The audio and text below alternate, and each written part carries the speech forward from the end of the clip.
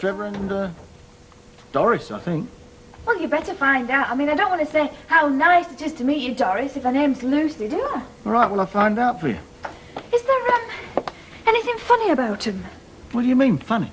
Well, are they vegetarians or anything? Well, I don't know, do I?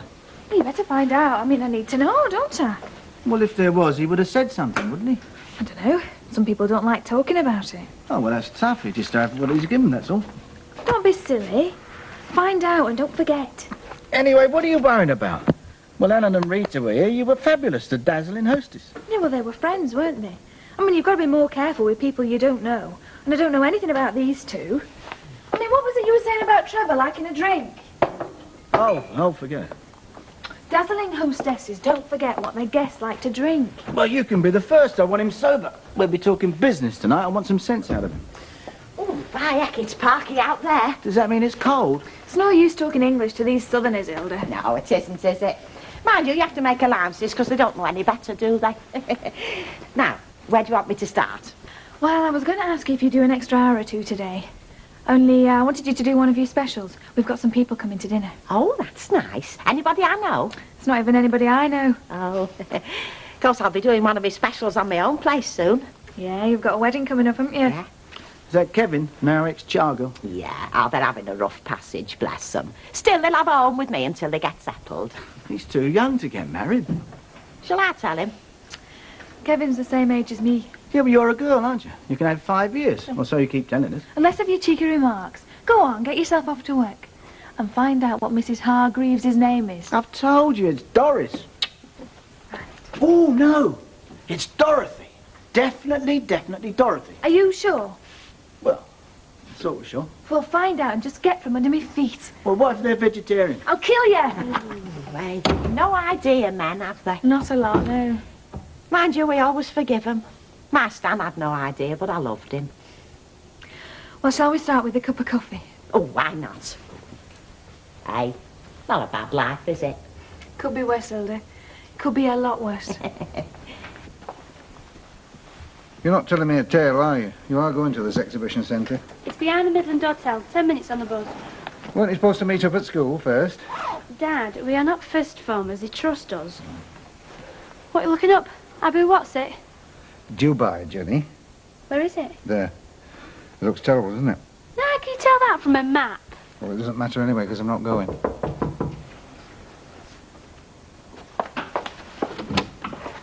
Hey, Rita, why aren't you at school? Hey, don't you start. I've had all this out with him. See you, Dad. Yeah, try and ta-ra. cheer him up. Darling. Now then, is this the magazine you said you wanted? Oh, that's the one, yes. You didn't bring it over specially, did you? Well, you said it was one that had situations vacant in your line of work, so I thought the sooner the better. You know, you really are a very considerate lady. Not to everybody. You're just lucky. Yes, I am. Don't get like that. Can't stop. Jenny said you had to cheer me up. Find yourself a job, that'll cheer you.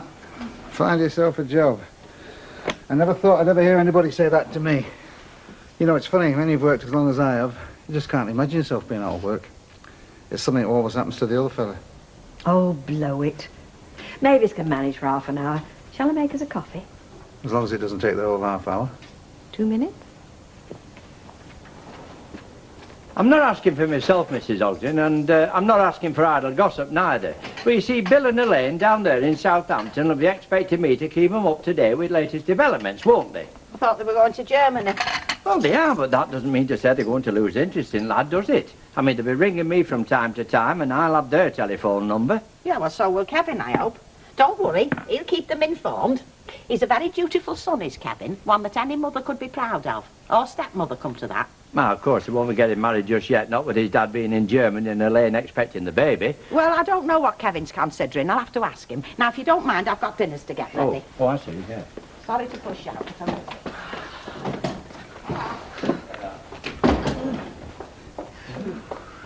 oh, you've just missed Percy Sugden. I'm glad you come in the back way. Oh, that makes 3 of us. What did he want? Oh, just nosy and as per usual. No, I'm going out to see Sally's mum and dad tonight. See if I can talk them round. Oh, I wouldn't waste my breath on them.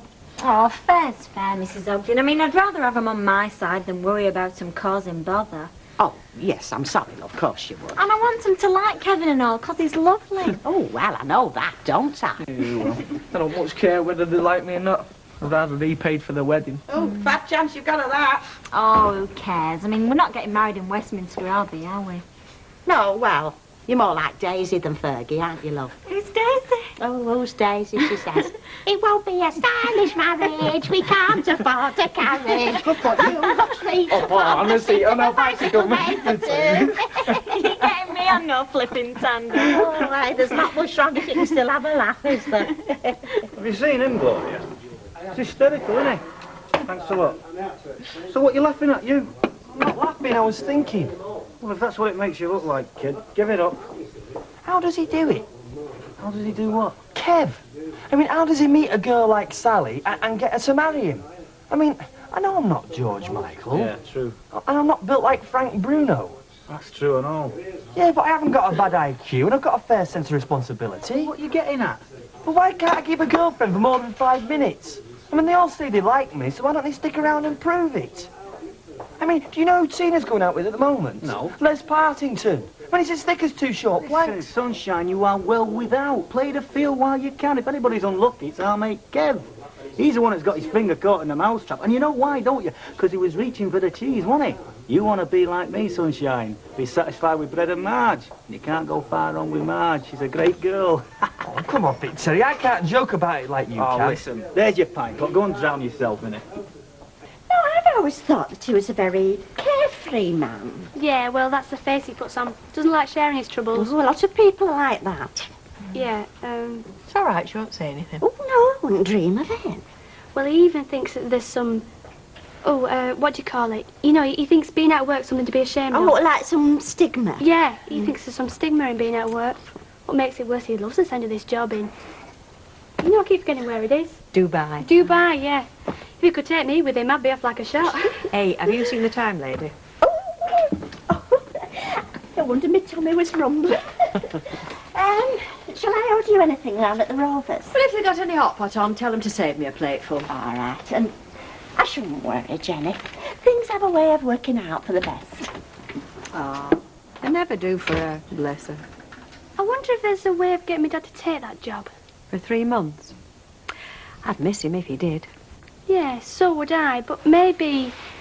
Maybe what? Maybe there's a way we can miss him together.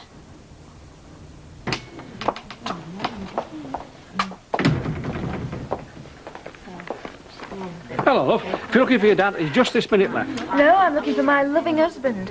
I've just been over there to offer to buy him a drink, but I can't find him. He's nowhere to be seen. Well, he's likely run off with a younger woman. Perhaps he has. Can I get you a drink? No, thanks. How's things with Brian and Gail? Any change? No, I'm afraid not. No, Brian's still talking about divorce. Oh, dear. Ah, it's all right, miss. I mean, it affects so many other people, you know. Gail's mother's taking it very badly. Well, from what Deirdre tells me, nobody could have done any more than you. Ah, well, whatever I did, love, it didn't work. Don't tell us how miserable, Mrs. O. If it's not good, I'm not going to listen. Oh, whatever will be, good or bad. Well, But there's not bad about this. What's it say? See that? That's you and Kevin. And you see that down there? That little clump of tea leaves, that's happiness. Now then, if there was anything in the way between you and the happiness, we'd be in for trouble. But there's nothing. You see for yourselves.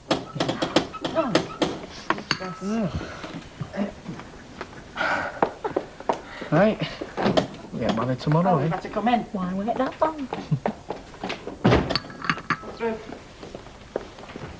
It's your mother and father. We were in the neighbourhood, so we thought we'd catch the pair on you. Put your mind right about these ideas you're having about getting married. It's a sensible discussion you're after, is it? I can talk sense if you lot can. Right. Well, sit yourselves down then. I don't like having to look up to folk in my own house. I'm here standing. Are you? Well, I'm not. Either you sit down or you go back through that door. It makes no odds to me.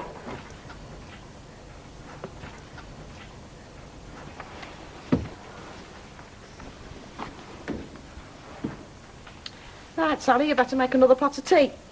If we're having a discussion, might as well make it civilised.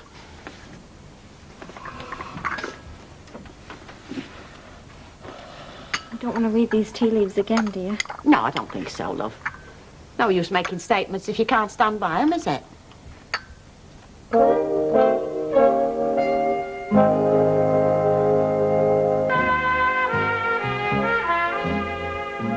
only asking for his rights. I mean, she didn't bring herself up on her own, you know. It was us as brought her up. Me and her mother. Out of my money, what I worked hard for. For nearly 20 years we've fed and clothed her. Maybe you've got kids? Yes, I've got a boy and a girl, and I was very happy to see them both married. Ah, well, happen they looked after you better than this one's looked after us. We're only asking for a bit back, that's all. And what have we had from her? You've had plenty. We've had nothing. Well, she gave me £1 or 2. When she had it to spare, love. Oh, and how often was that? Once every Preston Guild. She expected everything and she gave out. I expected nothing and I wasn't disappointed, was I? Don't come that tone with me, madam, or you'll get a backhander. Try it. Just try it. Eddie! Don't you threaten me, whatever your flaming name is. Just what is it you're after with this girl of mine, eh? Oh, perhaps you've had what you're after. Is that why you're thinking of getting wed? Kevin, sit down. You and all. Sit down, I said.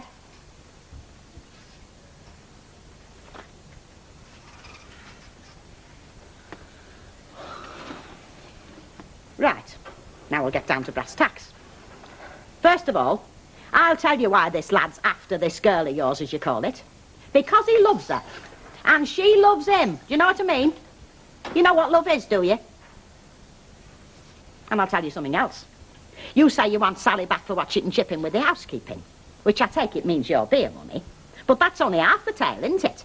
What's really frightening you to death is the thought of having to pay for this wedding. Having to what? I've just told you.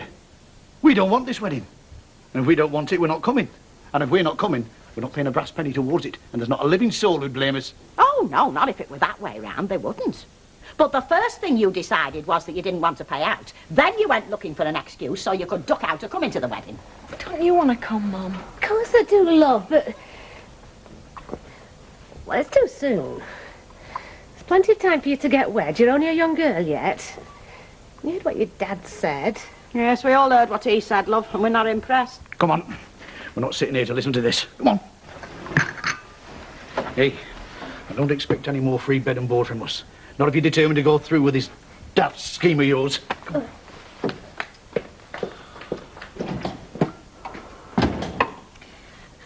I hope you don't take this out on me, Mum. Oh, he won't, love, he won't. Your Mum will be okay, Sal. Shall I read your tea leaves again? No. Not that we don't believe you, Mrs. O. No point in pushing us luck, is there? Oh, well, there's no luck about it, love, but... Well, I won't if you don't want me to.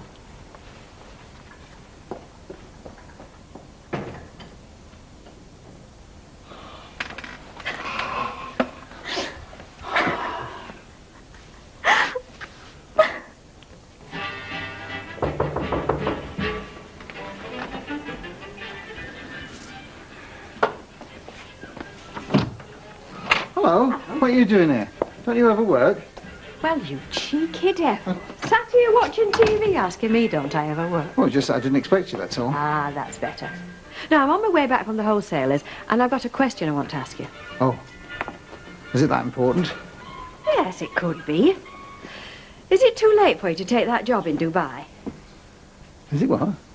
Oh, come on, Alan. Speak in English. It is your native language.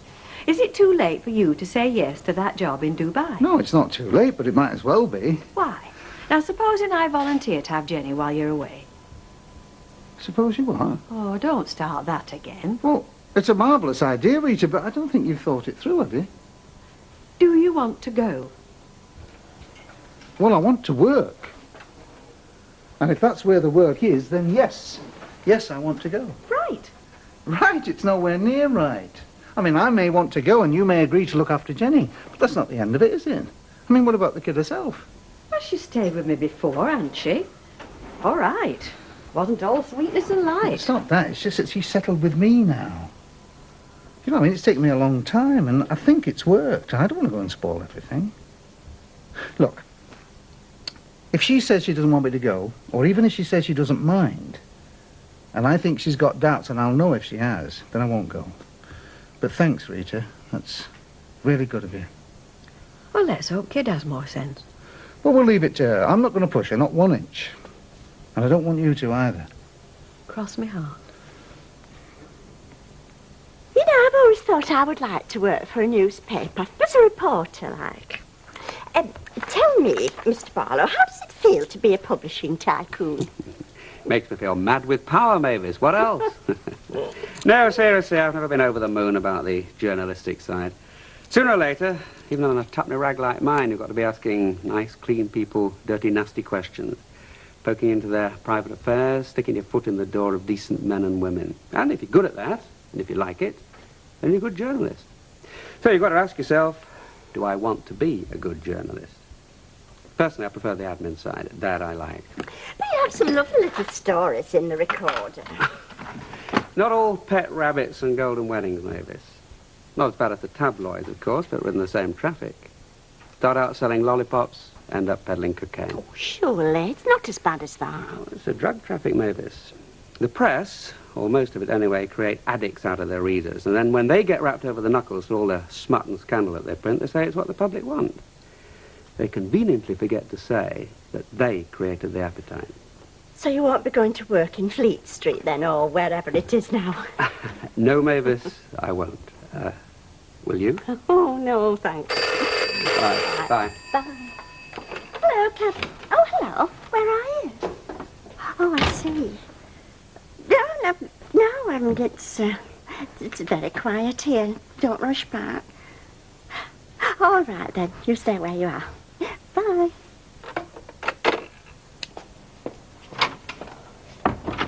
All right? Yeah, no problem. You know, there are times when I think Mavis is definitely on my side. No, that's not fair. She's a good girl. Hey, come on, Jenny. Right, we're agreed then. We'll leave it to her and I ask the questions, okay? Why you? Because there are such things as leading questions which more or less demand an affirmative answer, and I don't want you asking her one of those. Don't know what you're talking about. She's here. Now you be quiet. Now then, before she says anything, I want to ask you a question. If I go to Dubai for 3 months, are you happy to stay with Rita? Are you going? Hey, do you know Rita is going to Dubai? I said, are you happy to stay with Rita? Yeah, of course I am. Of course I am. Oh, you don't know how glad I am. You'll be working again. And in the desert, all that sunshine. You con women, you. Was this your idea, setting me up like this? No, it wasn't. It was mine. Which proves she means it. What have I done to deserve you two, eh? Hey, just don't forget the praises, that's all. I want a camel. And Rita wants a couple of millionaires. Oh, and I did ask. They're not vegetarians. Oh, well, it's a bit late now. Come in. Pleased to meet you, Dorothy. How are you? Hello, mate. All right? Fine, thanks. All right, let me take your coats. Oh, I'll take those. Meet Susan. Susan? Well, you fix the drinks then. He's better at that than me. Well, sit yourselves down. Thank you. What you going to have? Oh, I'll have a gin and tonic, please. Just an orange juice for me, Mike. I don't know. You blokes and your exotic drinks. Have you got any orange juice? Yeah, it's in the fridge. Oh, right. Don't you drink the hard stuff then, Dorothy? Me? Oh, yes. Gin and tonic's my tipple. The orange juice is Trev's. Excuse me. I thought you said Trevor was a heavy drinker. Well, he is when he's out with the fellas. Perhaps he's different when he's with the wife. Well, you're not. Oh, yeah. But you wouldn't want us all the same, would you? There you go, Trev. Right, we've moved Sally's stuff into number 13. Oh, good. What you having? Same again? Oh, yes, please, light ale. Usual. And how were things at home? Oh, my mum's been scriking her eyes out again. Oh, poor thing. Do you know, there's never been much love lost between me and your mum, as you know, but, well, I can't help feeling sorry for her. Although a lot of it's her own fault. She should stand up to your dad a bit more. Give him a bit of his own back. It's not easy, though, is it? Not the way he is. No, I suppose not. Of course, I never had that trouble with my stand. He never laid a finger on me. Lots of big men are like that, you know. Very gentle. Oh, While I was waiting for those drinks, I was thinking, I don't care if no one comes to this flipping wedding except me and Sally. So we're getting married, and we're getting married quick. What do you mean, then? Will you stop asking me if I mean everything? Of course I mean it. I meant it when I asked you to marry me, and I mean it now. So we're getting married, and fast. How fast? Next week soon enough. What do you say, Mrs. Ogden? well, there's only one question to ask, isn't there? Do you love him? Yeah, heaven help me, I love him. And I know you love her because you keep telling me often enough. So, I'll tell you what I say. Blow the lot of them, I say. If they can't come or they won't come, hard luck, they can stop away. And I'll do a nice little buffet for you, so you needn't worry about that. Oh, wait, Kevin. Do you really want to get married next week? I mean, can you manage it? Of course we can if we get cracking. I'll start first thing in the morning. Right, well, make it Wednesday then. Because Mrs. Lowther's got a buffet lunch on Tuesday. Now, there's always lots of tasty bits left over, and if I know Mrs. Lowther, she'll insist on us having them. So if you get out else, she'll have smoked salmon for your wedding breakfast. Oh, what would we do without her? Oh, you're not going to find out, Chuck, because you're stuck with me. Service, please. Could we have 3 snowballs over here? I don't like snowballs, Mrs. O. I don't care whether you like them or not. We're celebrating. Oi, we've not got a licence for that kind of thing. Don't worry, we soon will have. Are you sure you won't have a brandy, Trevor? No, really. Oh, go on. Dorothy won't mind, will you, Dorothy? Ooh, don't ask me. It's him. He went out to a dinner last week. I couldn't make it. I had a cold. And one of the ladies rang me up the next day, asking me how I stopped my husband from drinking, even when I wasn't there. Well, I told her it wasn't me. He just doesn't like it. Oh. What kind of work are you looking for exactly? Well, marketing generally. Sort of thing I did in Newcastle. I've taken business studies, and I've sold space for the recorder, so... You sound ideal for Mike. Why won't he give you a job? He doesn't believe in husbands and wives working together. Well, that's what he says. But then again, he says a lot of silly things. Well, I work for my husband, but only as a secretary. I couldn't sell anything to save my life. How would you like to work for me? For you? You sound just what Trev's looking for. And if you can hook a confirmed bachelor like this one, you must have done a great job of marketing yourself. That's not very nice. She knows what I mean. What do you say, Susan? Well, I'll have to think about it. I mean, I'll talk it over with Mike, but, well, I don't think he's got a leg to stand on. Well, see you later.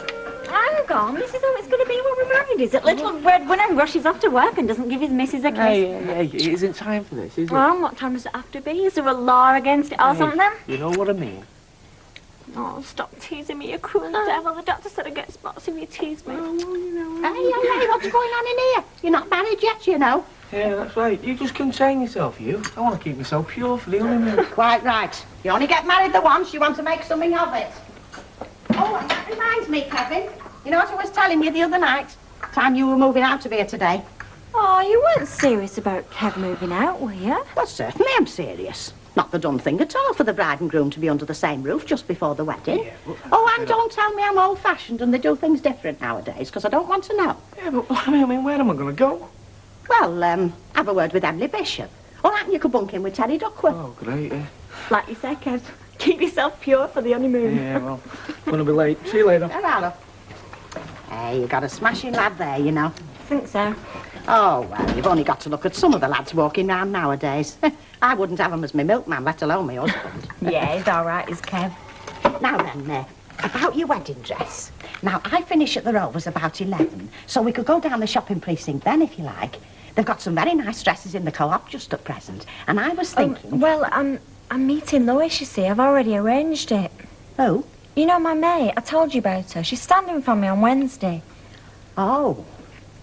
Well, you want good advice over a wedding outfit, you know. Oh, well, she's got 5 O-levels, has Lois. All the same, if you could just hang on till I finish at the Rovers. Oh, it's all right, Mrs. Ogden, honest. Oh, well, if you're sure. I'm not trying to push myself forward or anything. It's just that, well, I want everything to be right for you. After all, it's going to be the biggest day of your life, this, isn't it? Yeah, I suppose it is. I hadn't really thought about it like that. See you then, darling. Mike? Will you be speaking to Trevor Hargreaves today? Shouldn't think so. Why? Oh, come on, Mike, you know why. Because he said he might have a job for me. You didn't take that seriously, did you? Yeah, of course I did. Why would he say it if he didn't mean it? Well, people often say things they don't mean. They're just being polite. It doesn't necessarily mean anything. It wasn't like that. Darling, late at night after a nice dinner, people often say things that they don't remember when they wake up in the morning. And anyway, that little chat was Trevor. It was, well, best part of a week ago. It was just making noises. Don't let it upset you. It's not as if we're in the bread line, is it? That's not the point. I know you want to do something. Well, don't worry. Something will come along right up your street. See ya. Let me remind you of a very true saying. Marry in haste, repent at leisure. Hey, Percy, it's not as if they've only just met. It's no other a month or two. Now, what's that compared to a lifetime? You can know that sort of thing in a few moments, let alone a few months. With respect, that's a bit more of your woman's wishful thinking. Yeah, I never knew you were such an expert on these matters, Percy. No, neither did I. What are your qualifications for all this expertise on women and marriage? Is it from bitter experience or what? It's that lad's family. Granted, he's not a blood relation, but his stepmother is my niece. Now, you can argue till you're blue in the face, but that makes us kith and kin. But for all the notice he takes of me, I might as well be the Emperor of China. You know, he'd have been a right good Emperor of China, would Percy? Do you think so? I reckon the Chinese have been dead lucky. Right, what's your poison, Emily? Oh, just an orange, please, Mr. Baldwin. Right, give her a double and I'll have a large Scottish wine, please, my love. Oh, you sound pleased with yourself. Well, I'm entitled to be. Why shouldn't I? I mean, business is booming, everything in the garden is coming up roses. Why should I be pleased with myself? No reason. Glad to have a happy customer. I just get the feeling that when you sound pleased with yourself, somebody somewhere should have counted the change. Don't have a best man, do I? It's not a church, it's a register office. Yeah, but you still have your best mate who stands up with you and signs the book and everything. It's like having a best man. Yeah. So which of us is it to be? Cooley Top here said it had to be him. Now, I told him he had to be kidding himself. I didn't say it had to be me. I said you want someone who's well organised. Somebody literate enough to make a decent speech. Speech? What speech? We're not having speeches or nothing like that. Oh, you have to have speeches, Kev. Whatever you do, somebody's got to stand up and say what a great bloke the bridegroom is. Yes, exactly. So therefore, you want somebody who's not afraid of lying. Who also ought to be your best mate, which counts you out, Cooley, mate, because I knew Kevin before you did. Oh, hang on, I dispute that, right? Because... Look. Oh, blimey, you're making me feel rotten now. Look, one of these is going to get out, whatever they decide to do, aren't you? I'll tell you what, why don't you just toss up for it or something? Yeah, that's fair enough. Right, come on, Curly. You can call. Come on. Heads.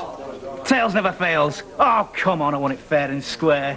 Don't worry, mate, I'll make you a cracking best man. You're not bothered, are you, Curly? Nah, I'm not bothered. It makes no odds who you have, really, does it? Just that I'm sorry I went to the bother of writing a speech, that's all. Oh, don't worry about that, mate. It'll do for me. Hey, up, here's me mum. Hey, mum, we're over here. What's to do? Yeah, I'll get you a drink. What you having? Lager? Yeah, Tarlo. Listen, mum, you know that Kevin's getting married, don't you? Yeah, bless him. She's a lucky girl. Yeah, well, he's got this little problem, you see. Mrs. O's turned a bit awkward on him. No, she hasn't. Oh, what's the old bat been up to now? No, Teddy's got it all wrong. She's not been awkward at all. She's chucking him out the house, isn't she? I call that awkward. Only because she doesn't want Kevin and Sally getting married from the same house, that's all. Yeah, well, she's right about summat for once. Well, anyway, can he stay with us just till the wedding? Yeah, of course. Oh, great answer. There you go, Mrs. Duckworth. Oh, Tarlo. Listen, you can muck in with us, of course you can. Oh, you sure there's no trouble at all? Is there? No, we'll find a bed for you. Oh, mate. That's right. And if we get stuck, I can always get our Jack to sleep in the backyard. And you can kip in with me.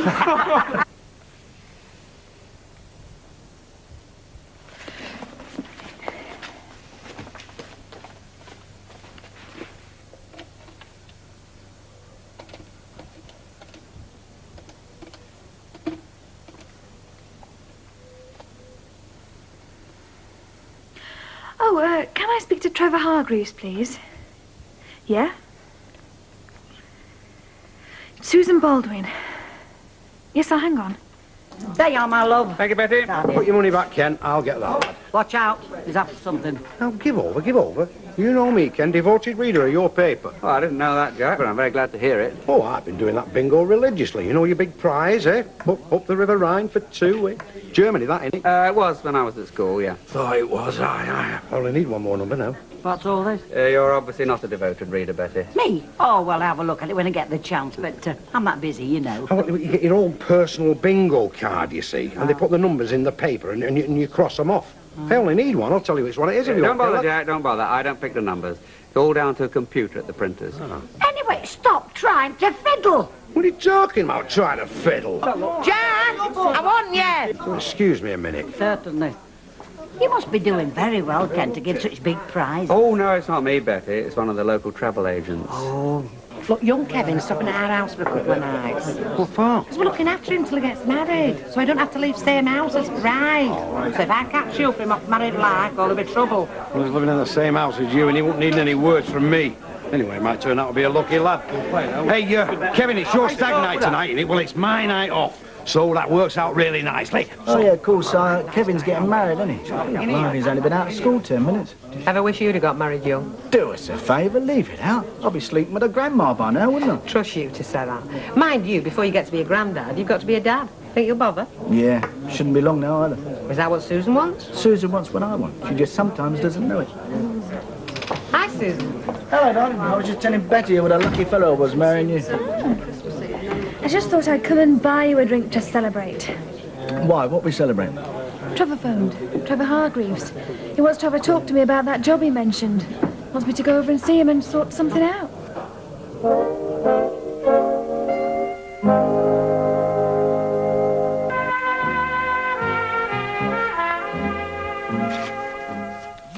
Registered post it was. I had to sign for it. It's from my dad.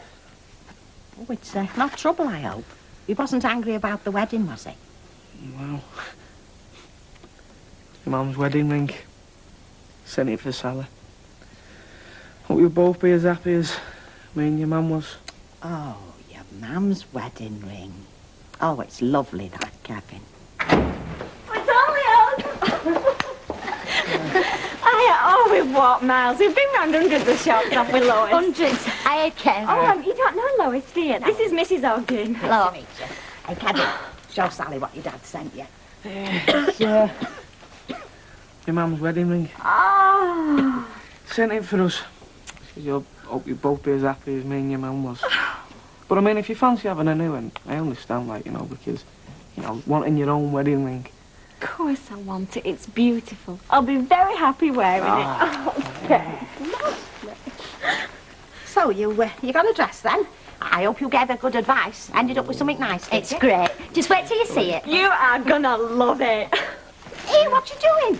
You can't show him your wedding dress. Well, he's gonna see it soon, you know. Oh, on the day, yeah, but not before. Very bad luck, is that? I don't believe in anything like that, do you, Kev? Doesn't matter what Kevin believes. He's got nothing to do with him. No, I'm only the bridegroom. I think Mrs. Ogden's right. Of course I'm right. Now, Kevin, it's high time you weren't here. See, I packed your case and your new suit's out there on hanger with your good shirts. I've ironed them for you. Vera Duckworth's putting him up till the wedding. Oh. It'll do you good. Make you realise how the other half lives. Well, that's me got me orders. Hey, Kev, you're gonna be all right, aren't you? Of course I am. It's only next door but one. I'll see you later, Miss Sedden. Hey, you've not been out for much longer. Oh, You'll be Mrs. Webster. I can't wait. Right, well, let's see your dress. Oh, we saw some rubbish, didn't we, Lois? I mean, I was getting really worried. What do you think? Is that for, like, for getting married in? Yeah, of course it is. Do you like it? Yes, well, it's not me that's getting married, is it? You like sausage, don't you, Kevin? Of course he likes sausage. Everyone likes sausage. I'm not asking you. Yeah, that'll be great, Mrs. Duckworth. Oh, good. Not for 2 minutes now. Now, I'll give the lad plenty. Give him a king-sized helping. Good wrinkle for you there, Kevin, lad. When you're going out on the bevy, get a good lining on your stomach. Get some food down you. If you bring it all back later, you've had a proper foundation, then, haven't you? Will you give over talking so disgusting? I'm not talking disgusting. It's a good tip, is that? Wish my old fellow had taken something to give me a bit of advice when I was your age. And you like to see me making mistakes, my old man. Like to see me doing stupid things, wrecking my life. Oh, aye. What mistakes are them? Nothing, love. It's just men's talk, you see. Oh, men's talk. Been listening to men again, have you? Yeah, well, I won't be having a lot to drink tonight, Mr. Duckworth. You are, it's your stag night. You're not getting wed till Wednesday. Yeah, no, but all the same, don't want to feel ill in the morning. Yes, but you won't do, not if you do like I'm telling you. Get a solid foundation down you. Good eve at closing time. You feel as right as rain. Will you give over? We're having our tea in a couple of minutes. I know what it is. You're frightened of getting a rollicking off young Sally, you aren't you? no, You're making a mistake, lad. I'm telling you, you're making a big mistake. Look, what did I tell you? Stop trying to put the lad off getting wed. I am not doing it. Be a waste of time. His body's taken over his brain, running away with his reason. It's nature's way of trapping your son. His mistake is taking notice of the girl, I'm telling you. Just saying that. Kevin, I've got a bit of advice here for you. There'll be a better wedding present than a gold teapot. You want to start this marriage the way you want to go on. Never mind her telling you that you can't do this drinking. Now, you're going to be a fool if you take any notice.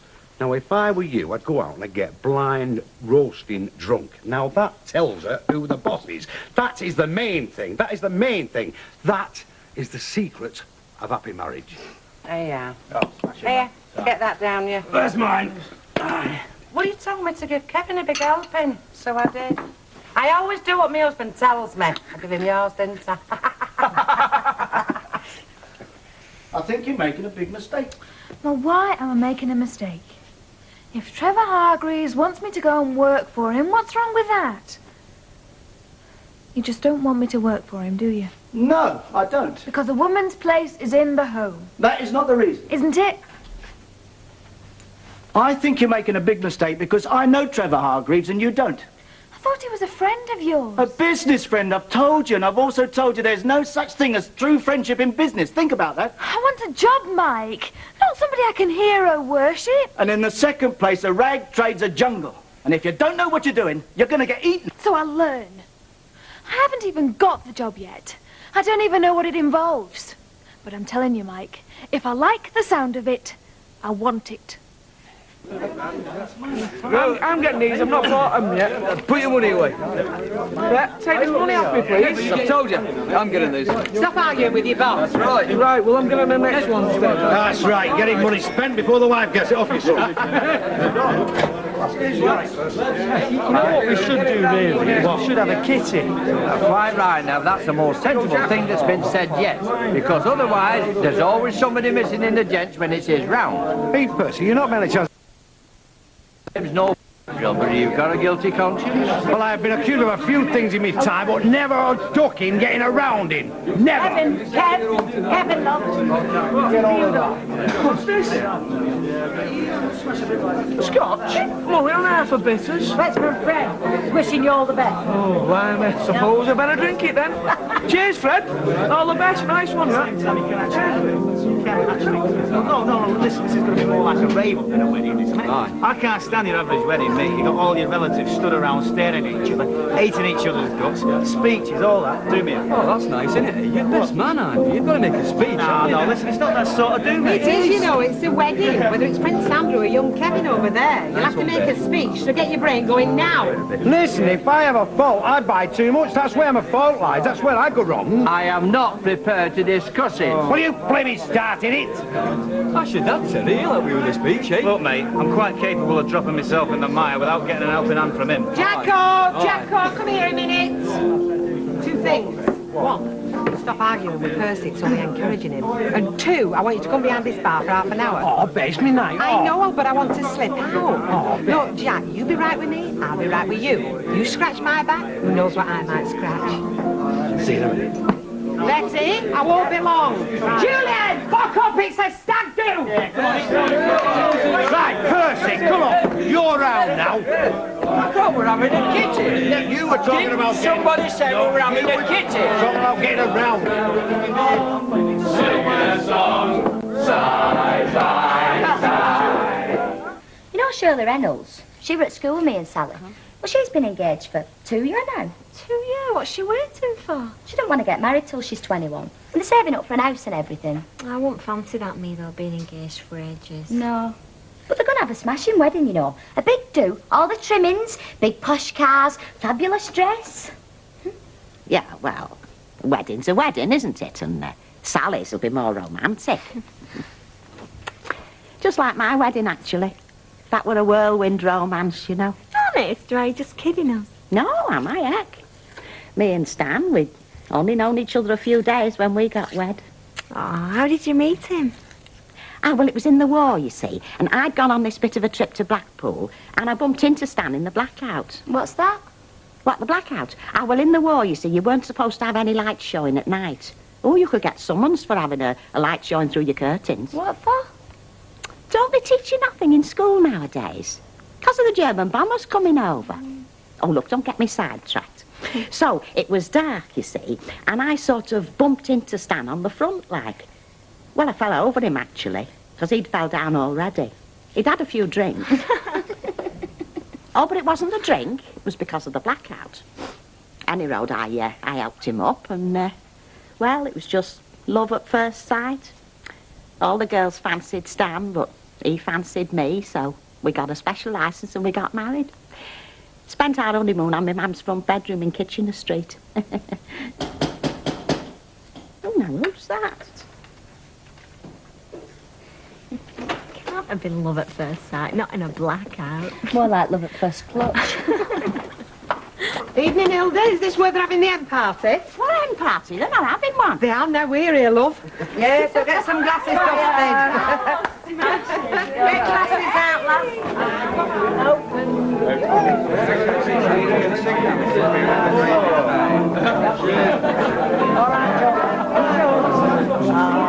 All that grub, gonna cost a bob or two. Oh, don't worry, Kev, we're having a kitty. Hey, Teddy, we're having a kitty, aren't we? Yeah, you say so. She can't wait to get this week's recording, you know. Who's that, Phyllis Pierce? Yeah, she's doing that bingo competition in your paper. Strange, she only needs one more number if she's I wish her the best of luck. You might be in luck if she does win, Percy. The prize is a cruise down the Rhine for two. I wouldn't go. They get cruising down the Rhine. A bit tame after crossing it under shell fire. More enjoyable, I should think. I dare say. It was early 1945 when Jerry had his back to the wall, or I should say in this case to the river. Excuse me, Percy, I better just go and say hello to young Kevin. Aye, tell him to watch you with the drink. Yeah, all right. Hi, Kev. Now, this will be a special interest to you if you're going to make Katie a career. Yes. Now, I had the best examination possible. Making gravy under machine gun fire. And I'm not talking about lumpy gravy either. I'm getting married in the mornings. Ding dong, the bells are gonna chime. Pull out the stopper, so let's have a whopper. But get me to the church on time. She said take notice of him. He's only been up twice. First time he was sick, and second time he's that blew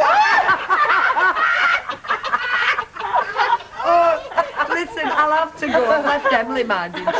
Oh, you're not going yet? I'll have to. Oh. Listen, love, all the best. Best of luck to you and I'll come down the street with you, Deirdre. Oh, what's up with you lot? I put your Jack behind bar half an hour, I said. That was a good hour and a half ago. Oh, to hell with our Jack. Listen, best of luck, love. Mind you, Kevin's a smashing lad. Happen you won't need luck. All women need love. True. Anyway, all the very best, love. thank Yeah, you. you'll give more luck than I did. No, it's all right, our Jack. There's not worse than our Jack, you know. Well, you'd know that, wouldn't you, Hilda? What do you mean I'd know that? Are you hinting at something? No, I'm only saying there's worse than our Jack. I mean, I call him. But he's a man. I'll say that for him. I think I'll come down pub, see how he's making out. Come on, See you. See you. Let's send back later. All right, Okay. Right, shout up, anybody got a drink? Okay. Yeah, Brian. Cheers. Oh, by the way, I saw Nicky this morning. By Jove, he's shooting up, isn't he? Yeah, he's growing up like mad. Yeah, I saw Gail as well. She looked very well, I thought, you know, considering, like. Yeah. Listen, pal, if you've written a speech, why don't you let me have it? No, you're not having it. Write your own. What? Who's this Kitty you keep telling everybody you're going to have? Who's that bird you keep going on about? Kitty? No good you giving me your money, love. You'll have to see better about it. Which is, you want to know how much you owe for food. Nothing. What do you mean nothing? I've not spent a penny in here all Don't night. spend it on your honeymoon. The food is a little thank you from me to you. What for? Climbing into my bedroom. I've only got one complaint. Why wear one pulver on fire? Jack, love! Come there. What are you doing in here? That night, Hey, we've had some good times over the years. We have, haven't we? Hey, we're going to have a good time tonight. What are you at? Hey, is it time to come over again? Would you still marry me? No. Oh, seriously now. Joking apart, would you? You would, wouldn't you? Wait till I get you home, you Julian, the bells are ringing. Come on.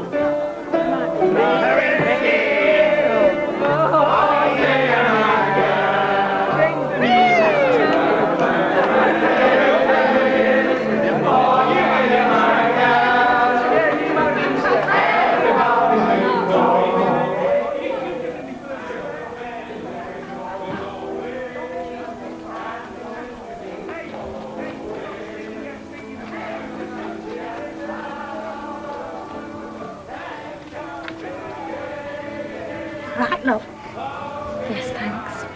You're not worried about anything? No qualms, like? No, I don't think so. No. Couldn't be happier.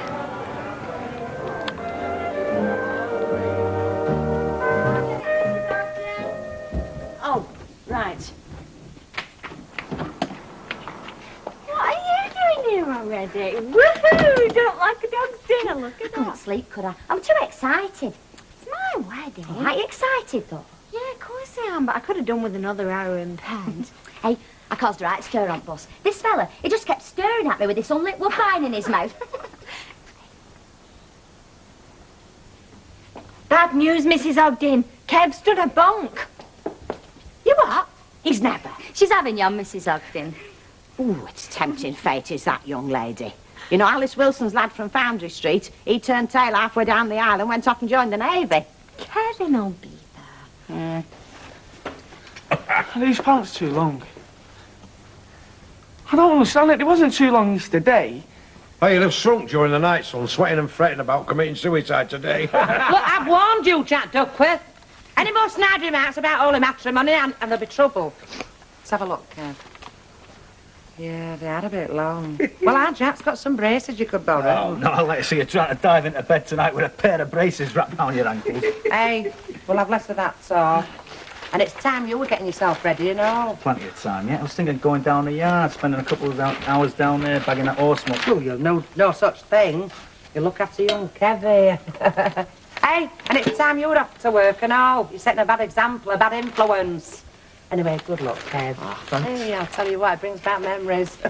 Oh, bad ones, unfortunately. Just wait till I win that cruise down the Rhine. She can go floating down the Mersey, here. Now, can I have my breakfast? Have a look in that kitchen cupboard. You might be lucky. Then again, you might not. Here, while you're up, make another brew, will you? Aye, aye. Come on, there's a good lad. Go on. Banks had it right, you know. Banks? Oh, yes, if you worked in a bank, you know, you couldn't get married till you were a certain age and financially sound. Good idea, that. Now, the councillor there, he had it right. He waited till he were properly set up. Then it was like waving a blank cheque at an auction, wasn't it, councillor? Well, I wouldn't say that exactly, Percy. I mean, love and affection did come into it somewhere, you know. Hello, here's somebody who's probably the world's leading authority on true love, conjugal love, you name it. Love for the birds, and they only get round to it once a year. No, why I come in, I was just thinking, like, with you being the wife of the editor, like, do you think it would be possible for you to get me an early edition of this week's Recorder? No. Go on, pretty please. Pretty no. You're not surprised you can read. What I can do is check and see if I've won the Recorder bingo, which is quite possible because I've only got one number to do, and if I have, I could soon be cruising up the Rhine. Are you wearing that cap for a bet? The trouble waits without. Bring forth the condemned man. How are you feeling? Yeah, all right. Look a bit pale. You'd look a bit pale as well if you spent a couple of nights here. Bit of a crash course in zoology, was it? They don't snow for one thing. Every flaming one of them. It's amazing the house is still standing. You see my shoes? You're cutting it a bit fine, aren't you? Listen, we don't want to get in there too early, do we? Show that he's too keen. I mean, that'd be starting off on the wrong foot, that, wouldn't it? I don't want to say I told you so, Kev. But you're going to.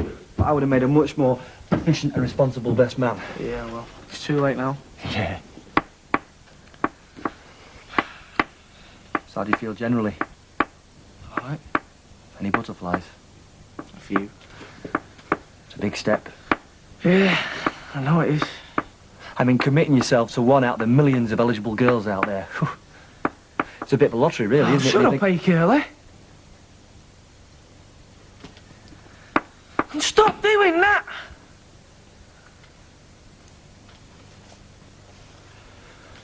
"62 minutes, 25 seconds exactly." Terry, will you hurry up? Can't find any clean socks, can I? I don't know. Some people just can't rise to the occasion.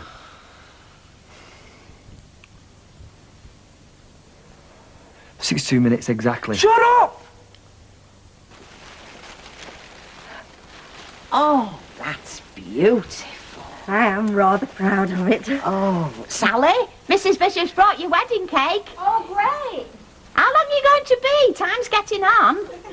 I'm nearly ready, Mrs. Ogden. You can't rush a work of art. oh, but you know they can't get on for giggling like a couple of schoolgirls. Come on through. Should I put it on the table? Oh, yes, pride of place for that. Ah, Oh, there we are. lovely. Oh, thank you. You'll find all the rest of the food in the kitchen. Oh. I hope I've got enough bread and finger rolls and that. Well, if you haven't, we can always go to the corner shop for more. Here comes the bride. What she got to hide? Even embarrassed. Oh, you look lovely, Sally, doesn't she, Mrs. Ogden? Oh, she does, yeah. Oh, you'll make Kevin feel very proud. Well, that's the idea. There's just one thing, though. Now, we don't want you going out in that front street until Kevin's on his way. Well, it's not like you're going to the chip shop, you know. Very bad luck if he sees you before you get to the registry office. I'll go and keep a lookout, should I? Good Yes, idea. I'd better make a start in the kitchen.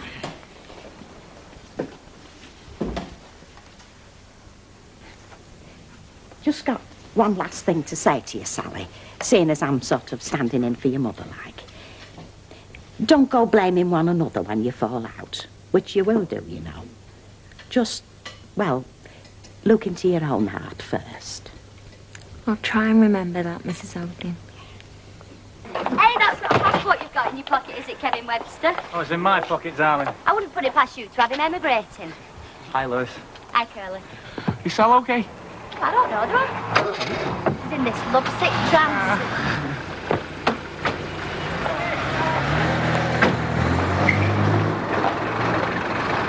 Oh, have you got a clean hanky? Yeah.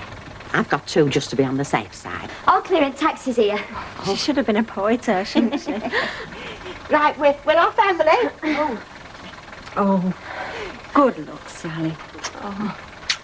And give my love to Kevin. I will. See you later.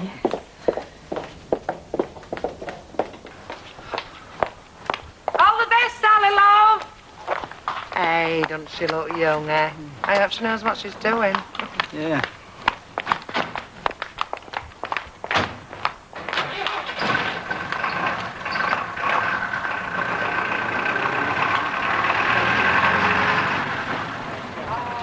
Have a good wedding, Sally. I will, don't worry. You could always pass Kevin over to me when you've done with him. What could you do with him at your age? Bring back memories, Mr. Baldwin. Not particularly. Nice to see you, kids. Who was doing the kicking and screaming out there, eh? Young Kevin? Vera tells me, Jack, that on your wedding day you kept telling everybody you wanted to kiss her feet. Yeah, you rubbish. Give us a large scotch, James. I'd have kissed her goodbye. And what is wrong with you on this happy, happy day, Michael? Nothing a quiet drink on my own won't cure. Help it chokes you. Repeat after me. I call upon these persons here present to witness that I, Kevin John Webster, I call upon these persons here present to witness that I, Kevin John Webster, do take thee, Sally Seddon, do take thee, Sally Seddon, to be my lawful wedded wife. to be my lawful wedded wife. I call upon these persons here present to witness that I, Sally Seddon, I call upon these persons here present to witness that I, Sally Seddon, do take thee, Kevin John Webster, do take thee, Kevin John Webster, to be my lawful wedded husband. to be my lawful wedded husband. Would you like to put the ring on now? Kevin and Sally, having consented to be joined together in matrimony and having witnessed the same before this company, I now pronounce you man and wife. Congratulations, Kev. Nice one. Yeah, what about a kiss? No, you know what I mean. Oh, you Wally, girl. Oh, bless them.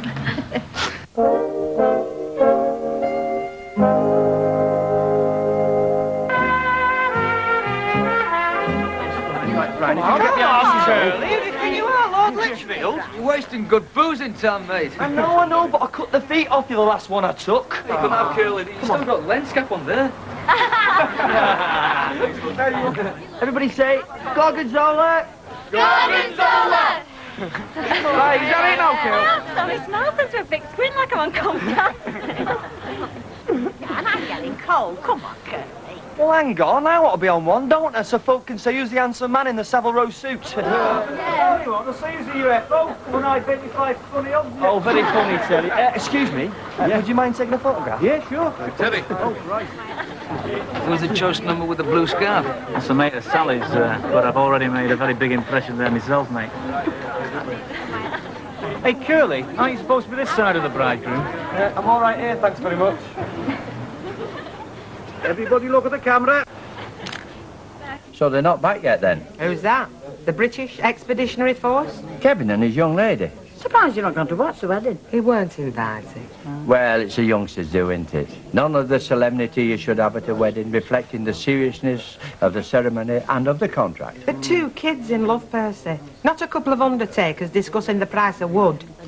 Life's not a circus, Bet. It's deadly serious, which your modern generation doesn't or won't understand. My God, Betty.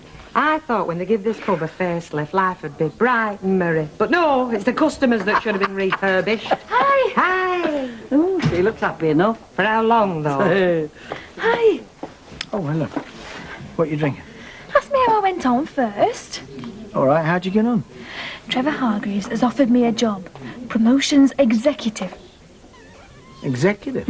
Well, promotions manager, really. I'll be in charge of all the publicity. Really? Yeah, he's been doing it himself with the help of a girl who'll be my secretary. Oh, your own ready-made empire. 9,000 a year as well. It's terrific, isn't it? What you say you were drinking?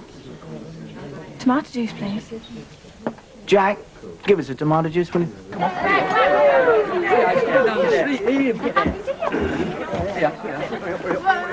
It is. It's mine. I was going to have cross swords as well, but I thought I might cut someone's ear off.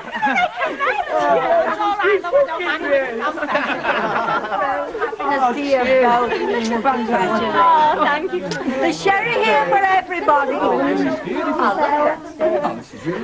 Sherry there. Yes, you can find me at the Coconut Grove Club most nights, darling. That's the best place, isn't it? Well, it depends on what you're used to, doesn't it? Fancy drinks? Oh, does Sal look happy? She's happy, I tell you. You know, I'm not going to get married young. In fact, I'm not going to get married at all. Hey, my sister said that once, and she had 3 kids by the time she was 20. There you are. You all right? You keep asking me that. And what do you keep answering? I'm suicidal. That's very positive. You mad, you are? Right, has everybody got a drink? Yeah. Well, it's my duty as best man to propose a toast to the bride and bride. It's better than the sort of proposals you normally make. Well, ignore that remark. Right, I'm going to propose the health and happiness of Kev and Sally. Health and happiness. Hang about, Mrs. O. We all know how much you like your fireworks. Well, only in moderation. Well, before I propose a toast, I'd like to say a few words. Well, you won't know all that many, will you, Terry? One comic, one joke, darling. Now, as I was saying before I was so rudely interrupted, I've known young Kevin here for a good few years, which means that I could tell a few stories about him, but I don't want to spoil Sally's big day, so I won't. Get on with it. No, seriously. Kev's been a good mate to me, because that's the sort of bloke he is. He'd never play a dirty trick on you, and he'd never let you down. Quite right. Nice guy. And Sally, well, Sally, despite her being a female... Oh, sexist. But despite Sally being a female, Sally's a good mate too. And you both deserve one another. Ladies and gentlemen, raise your glasses to Kev and Sally. Kevin and Sally. Not a bad little speech, that. Of course it wasn't. I wrote it for him. Hey, what about the bridegroom? Isn't he going to make a speech? No, I'm not. No, I'm not. Get out of the way. No. Chicken. I'll make one instead. On behalf of my husband and I. She thinks she's Duchess of York. I'd like to thank you all for coming and get stuck in the grub. Well, if that's all right with you, Mrs. Ogden. That's what it's there for. She's a bossy bitch. What am I here for? They make a lovely couple, don't they? Very complimentary. Yeah, it does your heart good, doesn't it? I mean, all the terrible things going on in the world today, but love shines through. That's true, Mrs. Ogden, yes. It's been a lovely wedding, Mrs. Ogden. We wouldn't have had one but for you. Oh, I think you would, love, sooner or later. Excuse me, Mrs. O. Is it all right if we make a start on the real booze now? Yes, go on, help yourselves. Come on now. Oh, my Stan would have enjoyed today. Same date. Yeah. Well, right. What do you want? What kind of a welcome is that to a husband who was in the area? So he said to himself, I won't go back to the office. I'll go home early to the dear wife instead. You're not ill, are you? Can't win, can you? Look, never make any extravagant gestures. They're always viewed with suspicion. Yeah, as if there's an ulterior motive. Aye, even when we're incapable of ulterior motives. Totally. Darling, what a wonderful surprise. You have rolled back the clouds and brought sunshine into my day. Is that better? Slight improvement, yeah. Well, I thought that was your expensive Mac coming in here. As a reader of the recorder, I hereby declare I have won your bingo and I claim my prize. It's trip up the Rhine for 2, or is it down? You sound like Lobby Lud. Well, congratulations. When do I collect? As soon as we get your completed card and check it. Can I have it within an hour? Can't you post it? Oh, no, I'd rather give it you, and then I know exactly where it is then. Right. Can't be any chance of getting any brass. Instead of the cruise, like, well, I'm prone to this seasickness, you see. Sorry. Anyway, it's a river cruise. Oh, is it? All right. Do you suppose the Duckless even know where the Rhine is? Of course they do. Everybody does. It's where rhinoceroses come from. Look, can't we just agree to differ, Mike? What's there to differ about? You're working for Trevor, that's the end of it. Oh, come on, stop being a martyr. It doesn't suit you. You just don't want me to work for Trevor, do you? No. So your answer is to pretend that you couldn't care less one way or the other? I'm washing my hands of the whole affair. Anything for a quiet life. Yes, but it won't be a quiet life, will it? With you resenting me leaving the flat every morning? So what do you want me to do then, eh? Put my foot down, say you're not working for Trevor, no way, I forbid it. Try it. All right, well, you're not working for Trevor, no way, I forbid it. But it's a good job, Mike. An interesting job, isn't it? Well, I don't know, do I? Good salary. Yeah, not bad. Trevor will be a good boss. I don't know, I've never worked for him. So then you've got no grounds for telling me not to take the job. Do I have to have grounds? Well, of course you do. I thought I was just putting my foot down. You've got to have at least one good concrete reason. Like he's a dirty old man or something, instead of just being hostile. We've been all over this time and time again, and you say I haven't got a concrete reason. Stalemate, then. There is one alternative. What's that? Come and work for me. For you? Yeah, take the pressure off me. Work on the south side. Until I've taught you the tricks of the trade.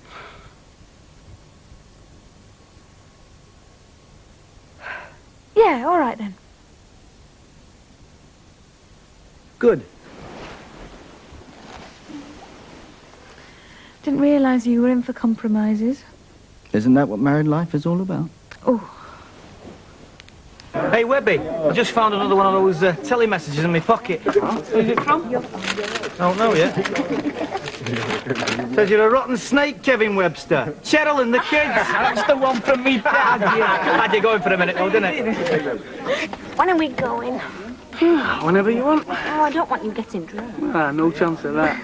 I love you. Hey, none of that in a public place, if you don't mind. Hey, I didn't ask you, did I? What do you do for a living? I'm unemployed, No, I wasn't. but I've got a part-time job. Oh, yeah? Yeah, I'm a kiss-a-gram girl. I dress up as a naughty schoolgirl. Is that a fact? Yeah. So, you work with Terry Duckworth, and you're a mate of his, right? Right. And are you a sex maniac like he is, then? No, I'm more of a sophisticated philanderer. He's definitely mad. Well, what's a day, eh, Hilda? Oh, yeah. Do you know, I'm worn out with happiness. Oh, that can't be right. I'm just worn out. Well, never mind, Vera.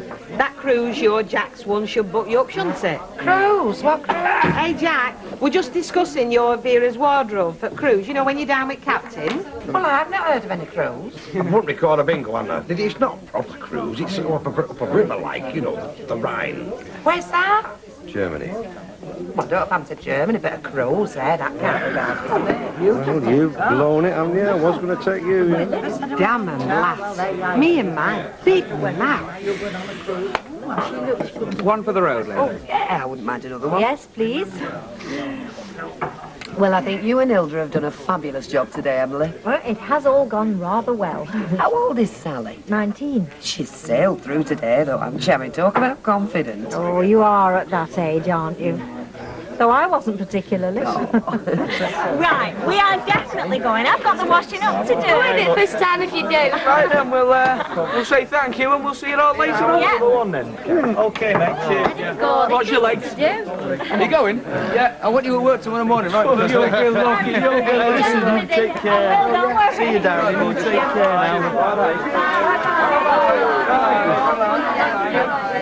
What's the matter, Terence? You've gone very quiet. Are you fed up because you lost one of our mates to the opposition? Yeah, all that. And come on, kids. Go, come on. Hey, where are you lot going? What? Now, don't go spoiling things for them. Don't worry, Mrs. O. Flaming Nora, these. Oh, look at it.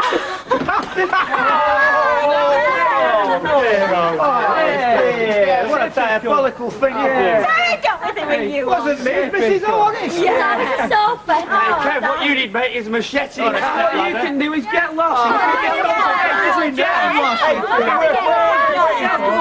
Get out. You can't take any advice. So come down the road, Hey, maybe if you want any advice, I'm down the street. Oh, yeah. Well, I suppose I better move it all. Oh, give us a kiss first.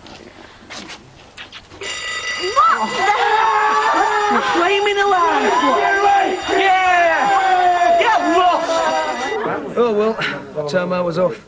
But takes it out, he does it, weddings. Oh, you can say that again. Right, well, cheerio then. Ta-ra, love. He must have felt it today. He must have. I think it's time I was off and all. I think I've given them time enough to get settled in. Nay, Hildy, you can't go back there. Not tonight. It's a love nest. You can't go barging in a love nest. It'd be like dropping your clogs in church. Exactly. Well, what am I going to do? I'm not sleeping on park bench, not for nobody. Stop here.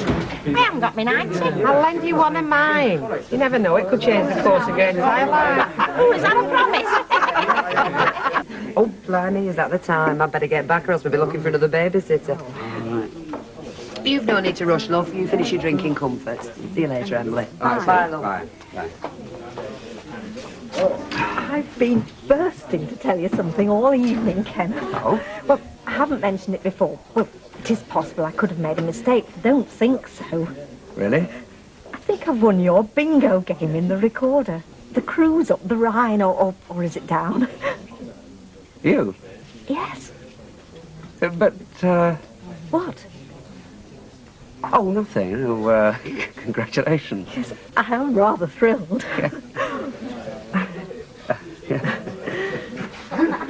Yes, you must be. I mean, basically, it's a common garden bingo. First one to fill in their card wins. Yeah.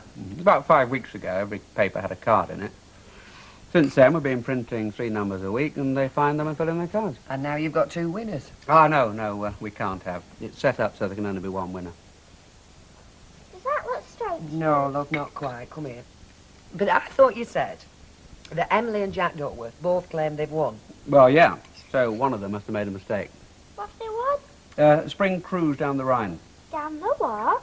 It's a river in Germany. Hey, you don't think they want to go together, do you? No. Anyway, they can't. There can only be 1 winning card. There you are, love it. You'll do. Can't you cheat to make Auntie Emily really the winner? No. Typical. So what are you going to do? I'll check both cards and see which one is right. I can't see it's going to be any big problem. What's this in aid of, then? Electricity, gas, or what? Water mains. Why, is there somewhere up with them, is there? That's what I wear of.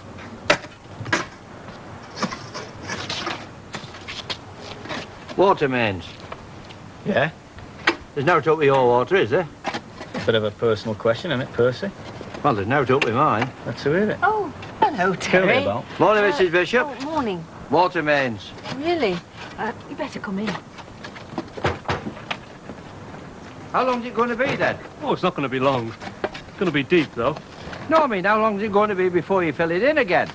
Oh, it's a different department, now. That's a filling-in department. We just dig 'em. Would you credit it? I've left him to lie in because he was so late back last night, and to tell you the truth, he was, well, somewhat under the weather. Ratleg? You mean he'd been drinking? Well, either that or he was coming down with flu. Oh, I thought he was taking Lois out last night. About time, innit? Morning. Would you like some tea, Norman? Oh, yes, please.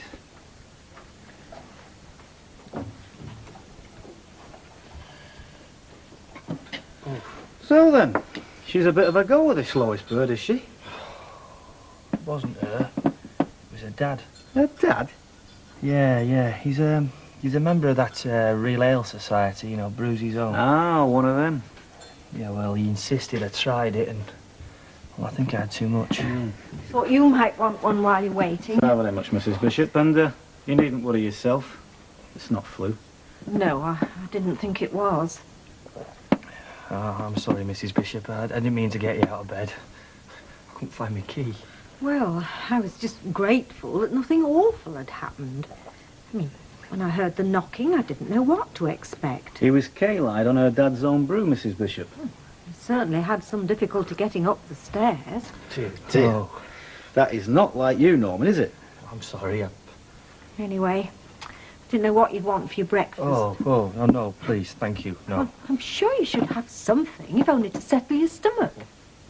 I'll make you some toast. I'm sure you'll be able to manage that. I don't think Mrs. Bishop's too impressed with you, Curly, my lad. Oh, shut it, Teddy, will you? So then, what's she like, this Lois? Lois? Yeah, you remember her? The girl whose dad's 100% home-proof ale you were supping last night. I mean, how did she feel about seeing you stagger out the family home 3 sheets to the wind? Oh, no. What? I can't remember, mate. Honest, I can't remember a thing we said to one another. Yes. Yes, well, if you just put your name and address on the back of the completed card and then post it on to us, or bring it round to the office. Yes. Right, thank you. Bye. How many's that? 10. 10? Up to now. What was that last address, did they say? Yes, Maudsley Street. Yeah. Yeah, there's a pattern to it, isn't there? I mean, they're all in the same area. Maudsley Street, Rosamond Street, Coronation Street. Oh, sequence of winning cars must have gone out. We don't know how many. Yeah, well, we're going to find out, aren't we? I mean, 10 up to now, it might be hundreds. I mean, what are we going to do then? Surely. Well, it's the printer who's at fault, isn't it? Oh, yeah, but I'm sure he's got a clause in his contract somewhere covering him against flood, fire, civil war and making a cock-up of his bingo card. Anyway, it's not him our readers are going to be after, is it? Our winning readers. It's our door they're going to be banging on. Don't we have a line somewhere that says the editor's decision is final? What decision? I mean, I can't make a decision. I know what decision I'd like to make. I'd like to go on the cruise myself, and I could be halfway down the Rhine before anybody noticed. Weatherfield Recorder, good morning. Oh. Number 11? Oh, I see, yes. Well, if you just put your name and address on the back of the completed card and then post it on to us. Yes, thank you. It won't be a proper cruise, though. Not if it's down the river. Well, it won't be a canoe, will it? Oh, well, pictures I've seen, they look like big barges. Hey, you, have you finished them samples for Boswell's yet? Oh, this is last then. Well, they want them for dinner time. Now, come on, Vera. Ma'am. Oh, she's too busy dreaming about that cruise that Jack's won. No, there's no justice, is there, either? I mean, first he wins a car, and now this. Hey, happening in league with the devil. Hey, is your Jack in league with the devil, Vera? So long as he keeps winning, kid, he can be in league with the weather he likes. You don't have to knock. Oh, well, I'm practising, aren't I? What for? For when I work here, which I trust will be in the very near future. Yeah, well, I'm just working things out, you know, what the job entails. You're not playing games with me, are you, Mike? No. Because if you've changed your mind about me working here, then at least you might tell me straight. I haven't changed my mind. No? No. Right then, what are we waiting for? Why don't I start right away? Well, it's not as easy as that, is it? I mean, well, for starters, you're going to need an office, aren't you? Somewhere to work from. Right, well, what about Emily's? She's only part-time. I could share that. Yeah, well, Give me one good reason why not. Well, that's not the point, you see. You can't, can you? Why didn't I marry someone who was docile, easygoing, and wouldn't keep pestering me until she got what she wanted? Do you know, I was just thinking that myself. There. Oh, thank you very much, Vera. Only the world does go round, you know. Rank cruise and no rank cruise. She's only jealous. Excuse me, you're going on a Rhine cruise? this? Yeah. Oh, it's a competition there, Jack's won. Yeah, we think he's in league with the devil. This is the competition in the Weatherfield Recorder? Yeah, why? Well, I was under the impression that I'd won. Oh, well, you can't have done, can you? Well, has Jack been officially notified? Well, no, not yet. Why have you? Oh, no. I was hoping to hear something today. You haven't started packing yet, have you, Vera? If he's got it wrong, if that boneheaded husband of mine's got it wrong, ooh, I'll brain him. Anybody heard from the newlyweds then? Oh, Kevin and Sally. In Scarborough, aren't they? I was just wondering whether they sent anybody a card out. They're on their honeymoon, Percy. They'll not have time to send cards. 74, love. You sure you don't want one, Percy? No, I'm all right with this, thank you, Councillor. Well, there are some folks send cards even on their honeymoon. Bad time when they do. You know, she thinks everybody's like herself, only one thing on their minds. Yeah, well, they only go on honeymoon once, don't they, Percy? Well, they could only go to Scarborough once. There's a lot to see. Oh, yeah. Hello, Percy, love. Oh, hello. Yes, my love. I'm not after a drink, Betty, love. I'm after Jack Duckworth. Is he anywhere about? Yes, I think he's here. Jack, lady looking for you. Lady where? Here, that lady she's talking about. Here, I believe you reckon you've won this competition in local newspaper. That's right, I have. Well, I've got news for you, because I have. No, you can't have. You must have made a mistake. I mean, all these numbers, you know, must be a bit confusing. You know what? How many bingo cards have you done in your life? Not a lot, No, well, I've done hundreds, thousands. And place where I got Regent, your life wouldn't be worth living if you did a wrong call. Have I got news for you? You're not the only one. Emily Bishop reckons she's won this competition that you say you've won, this Rhine Cruise thing. Oh, she can't have. How do you know? Because I have. I've got me a full card. What's going on there? Has everybody won round here, or what? Well, I don't know, do I? I mean, I thought I won. She thinks she's flipping one now, Emily Bishop. Well, I thought we'd go see Ken Barlow, and we go right now and get this thing sorted. I agree, I'll come with you. Hang on. Let's have a look at your card. Can I nip out for 10 minutes, Bess? A bit of a mix-up in this competition thing. Yeah, Jack. Take as long as you like. I'll knock it off your wages. Just saying that he's got his... Oh, come on, you two. Let's get to the bottom of this. Come on, What's all this then? Oh, it's the local hunt, Betty. Tally-o and all that. Do you not like blood sports? I don't. You're best off out of it then. Because once that lot have cornered the prey, there won't be a right lot left of him. Right, well, if you'd just like to leave your completed card and we'll be in touch. Righto. Well, have we won or haven't we? Well, I'm afraid there's quite a number of possible winners. We'll have to wait till all the cards are in before we can say. There you are.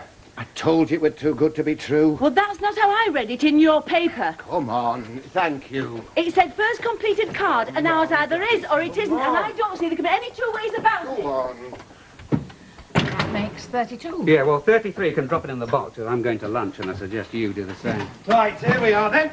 Come on. Where is they? Right, now, Ken Barlow, we've some here wants sorting. You've come about the competition? We have, yes. Yeah, and me and all. Look, have we won this flipping cruiser, haven't we? Have I won it? Aye, and you can't tell me I've made a mistake. Not after all the years I've been doing bingo. No, I don't think any of you made a mistake, and yes, you have won it. Oh, Yeah. great. Unfortunately, you're not the only one. Well, how come? Well, who's going to get the cruise then? I've no idea, I'm afraid, not yet. Well, if you've no idea, well, who has Shut then? up a minute, Alvin. I won't shut up, Now, Joe. look here, Ken. What is going on here? I mean, it stated categorically in your paper that if you've got a completed card, you've won the cruise. Well, that's what I'm saying. Yes, well, I know what it says in the paper, of course I do. Yeah, well, don't think you can riddle out of this, you know. Correct. Because we know our rights. Now, look, I'm not trying to wriggle out of anything. And what's more, I don't have you coming in here accusing me of dishonesty. Now, leave your cards if you haven't done already, and then I'd be obliged if you leave this office. Sounds fair There's no need to get aerated, you know. I mean... And I've got to get back to cafe, you know. So, you'll be in touch then? I will, yes. Right. Right, let's get out while the going's good. Well, What? and that was Mr. Higson on the phone. Basil Higson, owns Weatherfield Travel. Who sponsored the competition? Well, apparently there's quite a few people thinking they've won who've gone straight round to the agency. So he's coming round to see you. Did he sound amused, entertained, you know, like a man who was treating the whole thing as a joke? No. No.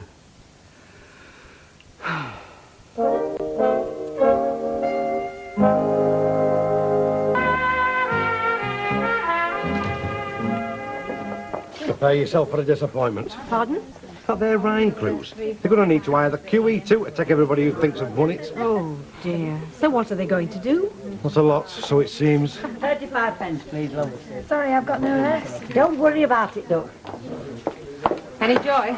It's a right fiddle. There's more flipping winners than soft Mick. And he can't say now because that Barlow fella jumps on his high horse and that toffee-nosed way of his. Keep your voice down. Well, it'd serve him right if we all went to see a flipping solicitor and sued him and made him pay for us flipping holidays, all of us. But you won't. Yeah, well, I'm thinking about it, aren't I? You might be thinking about it, Jacko. What I'm saying is you won't do it. Yeah, well, he's a neighbour, isn't he? Can I join you? Oh, hello. Mike told you I'm going to be moving in. Moving in? To your office. We'll be sharing it. No, nobody said anything. Oh, well, it was only sorted out this morning. I'm sure he intends telling you. Oh, I hope so. And don't worry, I shan't be trying to take over. I should think I'll be out most of the time anyway. So you can still carry on with all your little ways. Oh, thank you. I'm a travel agent, Mr. Barlow. Yes. People come to me because they trust me to arrange their holidays for them. At least they used to before this. Now, well, I'm going to be a laughingstock, aren't I? Come on. I've had people coming in all morning, asking for brochures, wanting details of this holiday they think they want. Yes, I know the feeling. Then you know what they're going to think? They're going to think they've been cheated, that they've been conned by me. And then what are they going to do? Really no idea. They're going to tell their friends. Who are going to tell their friends. I mean, quite frankly, I might as well close down. Oh, no, that's ridiculous. Is it? Look, the whole thing will be a 7 days wonder. They'll have forgotten about it in a week. Oh, well, pardon me. That's rich coming from you, is that? From what I remember, you were at great pains convincing me of all the publicity I'd get from this competition. Well, now I'm getting it, aren't I? Yes. Well, I've been on the phone to the printer. Oh, wait, no. Thank you, but no. What? I don't want any part of that. I deal with you, Mr. Barlow. Any hassle with your printer, that's strictly between you and him. Yes, look, I just thought you might like to know what seems to have happened. We're in a mess. That's what seems to have happened. Look, there's only one card printed that has the key winning numbers on it. Then what happened? Computer error. No, look, just give me time. Well, yes, so let's wait till the dust has settled, see how many people we're dealing with, and then we can make a decision for the best. If I sell somebody a holiday to Honolulu, and then, through my mistake, that person ends up in Skegness, yes, then I'm liable. Now, you talked me into sponsoring a competition. Yes, so now I'm liable, right? Yes. Point taken. Well, I mean, is that definite? Well, look, wouldn't you rather talk to Mr. Baldwin himself? I don't know where he is right now, but he won't be long. Oh, all right, I'll tell him. So did Ken Barlow not say up to you about it? I only know what your Jack told me, that there's been some sort of mix-up. Well, old Phyllis reckoned she'd won. Spoke like her, and I feel sorry for Oh, her. yes, but, Mr. Baldwin. Yeah? I was talking to Susan there. And, Yep, What? well, it's Boswell's, Mr. Baldwin. They've just been on the phone, and them samples you sent, they're not up to scratch, so they want to cancel their order. Oh, no. Well, I asked if they wanted to speak to you personally. They said there'd be no point in it, so they told me to tell you. Who was it? Arthur? Arthur Boswell? No, apparently he's away with his son. Malcolm? Yeah, I bet he enjoyed saying that as well. What do you want, Emily? I gather Susan's going to share my office. Not now, Emily. I've got more important things to think about. Oh, I'm sorry. Of course you have. Yes. Yeah, if it was Arthur, I'd stand a chance, but his son, no chance. Oh. Yeah, he's one of those public school types, you know. Yeah, it sounded a bit like that on phone. Looks down his nose at me, thinks I'm a cockney spib, which I am, and proud of it. But I'm not going down on my knees to him. No way. Wouldn't do any good if I did. But, Mr. Baldwin, is it a big loss? Well, they did take a fair amount. Let's face it, any order that you lose is big.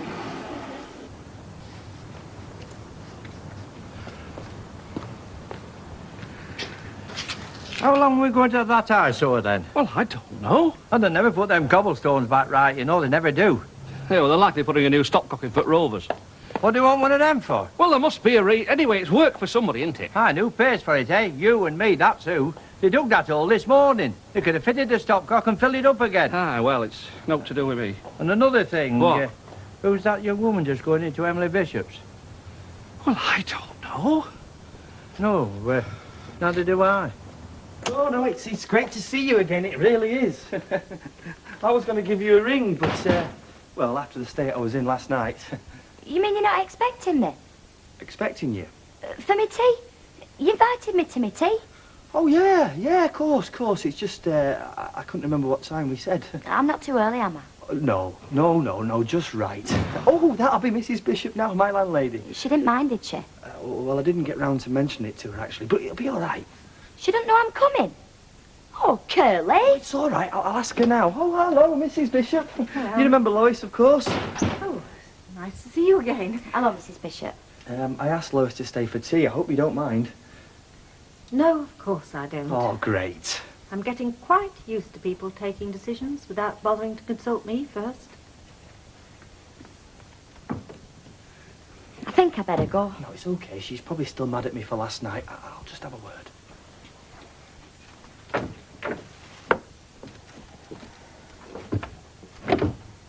Mrs. Bishop, I'd just like to say I'm very, very sorry.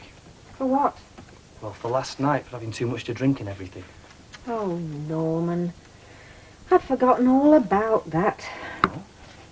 At least you have the consideration to apologise. Unlike some people who seem to think I'm not worth an apology or an explanation, even about something that affects me more than it affects anybody else. No.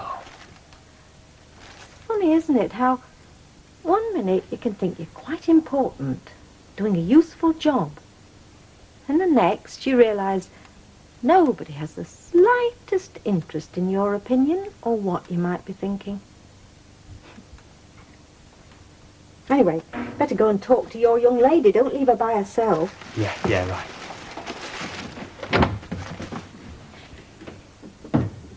Is she all right? Yeah. I talked around. You will have a word with her, will you, love? Yeah, sure. It's just I don't want her to feel I'm elbowing my way in. Well, why not? That's exactly what you're doing. Yes, but I don't want Emily to think that. She'll be glad of the company. Stop worrying. I'm not worrying. Oh, okay. I'll tell you what, I'm a bit hungry, though. Yeah, me too. Let's go, shall we? Well, I'd like her to spend some time in the factory and sort of get the feel of the place. Oh, you will, I promise you that, you will. Hi, Ferdy. Evening. Alfred's visit, please. This all outside your front door, I gather it's in need of a stopcock. You what, cock? A stopcock for this pub. So much of the sort, yeah. That's 37 cock. Then they won't need to use such long hose pipes next fire we have. Have you seen the lighting round it? Totally inadequate. I wouldn't know, mate. Good job, as nimble as I am, I'd have gone headlong. I could be dead now. Shame. I mean, it's a shame it wasn't better lit. Betty, could you give Jack a nudge? He was supposed to be collecting some glasses. He seems to have got way late. Look, I mean, if you'd have pulled a stunt like that, promising folk cruises and then changing your mind, well, they'd have been on you like a ton of bricks. Oh, would I? Yeah, it's only because it's Ken Barlow. Butter won't melt in his mouth. Aye, and he used to be a school teacher, didn't he? Well, half of them used to fiddle dinner money, you know. No, all I'm saying is if it had been such as him, well, it'd have been for high jump. There's no need keep saying it, Vera. Well, it's true. Hey, can anybody join in, or is it private? One of them that's got the numbers up. Yeah, well, I don't qualify for that, love. Only her ladyship says, could she have some of the glasses that you're supposed to be collecting? Right away, Bessie. I don't know about us. It's Ken Barlow's number should be up. Aye. Hello, sorry I'm late. Hi, Tracy. What kind of a day have you had, then? Okay, no problems. Oh, I've kept you some dinner. It just needs warming. oh thanks, sir. Tracy, can you shift this stuff, love, and then your dad can eat? Oh. Rumour has it that Jack and Emily weren't the only winners. Jack and Emily and 41 others. Oh, It's been a nightmare. They've been phoning in, coming in. Nobody's been around here. have No, they? not while I've been Oh, in. well, thank goodness for that. So I've got one jumpy travel agent, one prize, and 43 people expecting to get it. When we were in J2, we had a class competition. There were 4 winners Well, today. there. Do you want a cup of tea or anything? No, thanks, love. I'll just eat. Mrs. Lewis put the names in a box and drew one out. Of course, it had to be Anita Jesper that won. Did she now? Well, unfortunately, your dad's problems won't be solved quite so easily. Well, why not, though? Eh? Tracy, you're brilliant. Fans? No. We get all the winners' names. We put them in a hat, a box or anything. Someone draws one out, and that one is the single, indisputable winner. Yes, I suppose it could work. Deirdre, believe you me, after what I've been through today, there's no could about it. It's got to work. It will work. Won't it?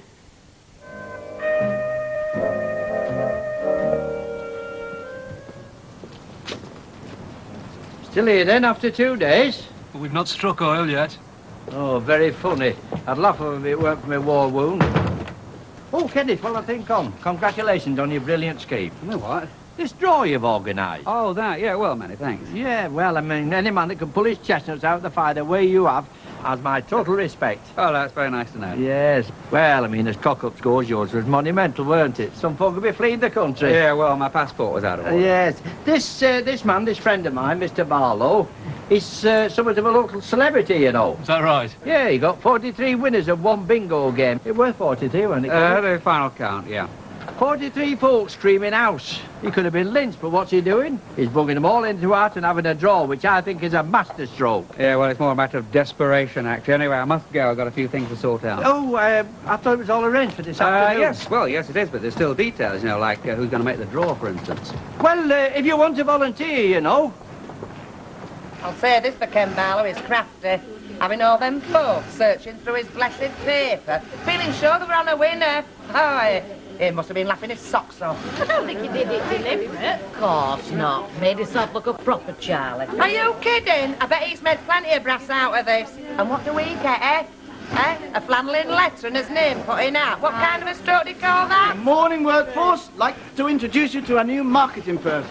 A chorus of welcome would be in order. Hello, love. Oh, thank you. You won't be asking her for tea money.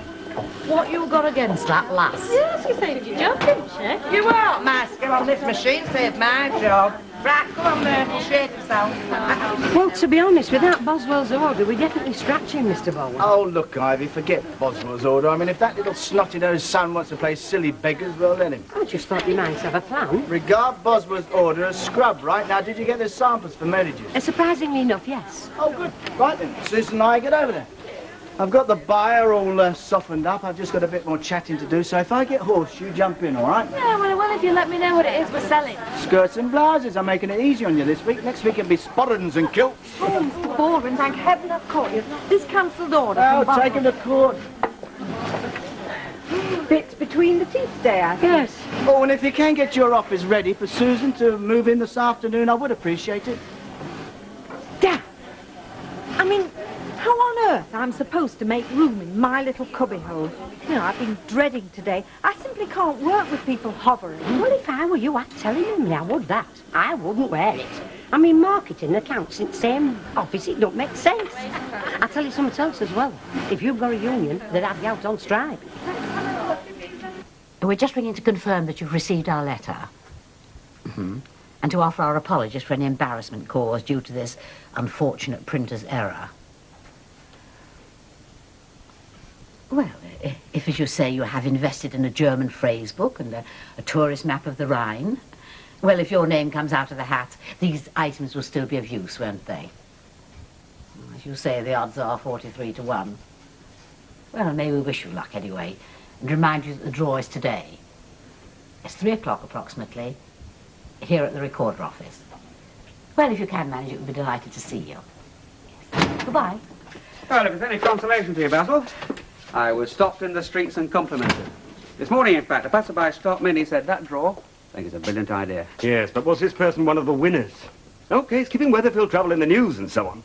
But at the end of the day, there's going to be 42 people feeling just a bit cheated. Oh, I don't know. The majority seem to understand. I'm sure Janet can bear me out on that. Just a few grumbles, nothing really enraged. Mostly folk wanting a refund on the pretext that they rushed out and bought this and that. They'll be biding the time till the result of the draw. In any event, the buck stops on the printer's desk, not yours, Basil, and not mine. I hope so, Ken. I certainly hope so. Look, the whole thing is a shambles, so all we can do is play it by ear. We've got no option. I'll do a big spread, a photograph of the outright winner, all that. It's shameless, I know, but we could come out of this smelling of roses. If you ever need a pen name, Ken, let me suggest one. The Optimist. Listen, Basil, I've taken pains over this. There's going to be no question of anything dubious. All the winners know exactly what's happened. They've had a letter explaining it. I have been totally, even abjectly candid. Well, just you make sure, when you put your hand in that hat, you don't come out with your grandma. No, I'm not going to do the draw. Obviously, that's got to be somebody who's impartiality itself. Prince Philip? Rather short notice. But I do have someone in mind, a volunteer, so to speak. Now, we've got a lot of work to get on with, so we'll see you at the draw. I suppose so.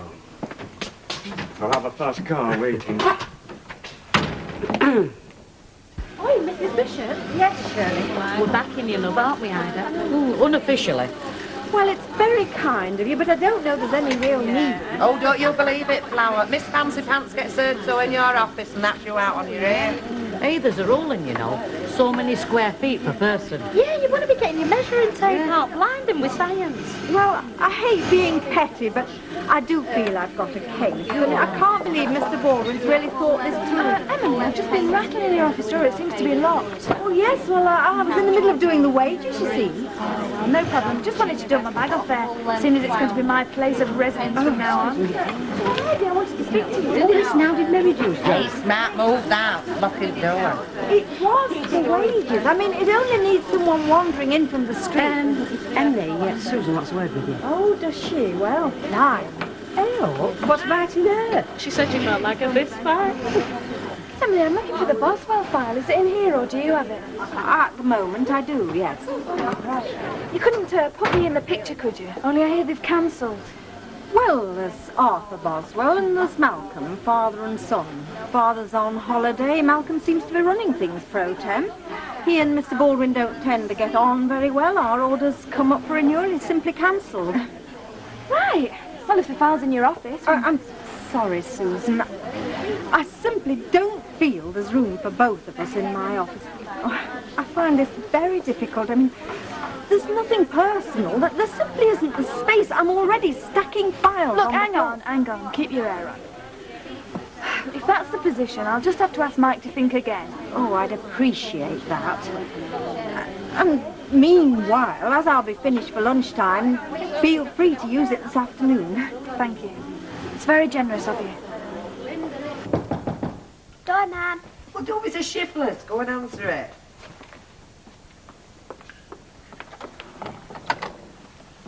Is your dad at home, love? No, but my mum is coming. And don't come too near me, because I've got the flu. Oh, I better get my gas mask on then. It's only the sniffles. It's got a lot better since he got past school time.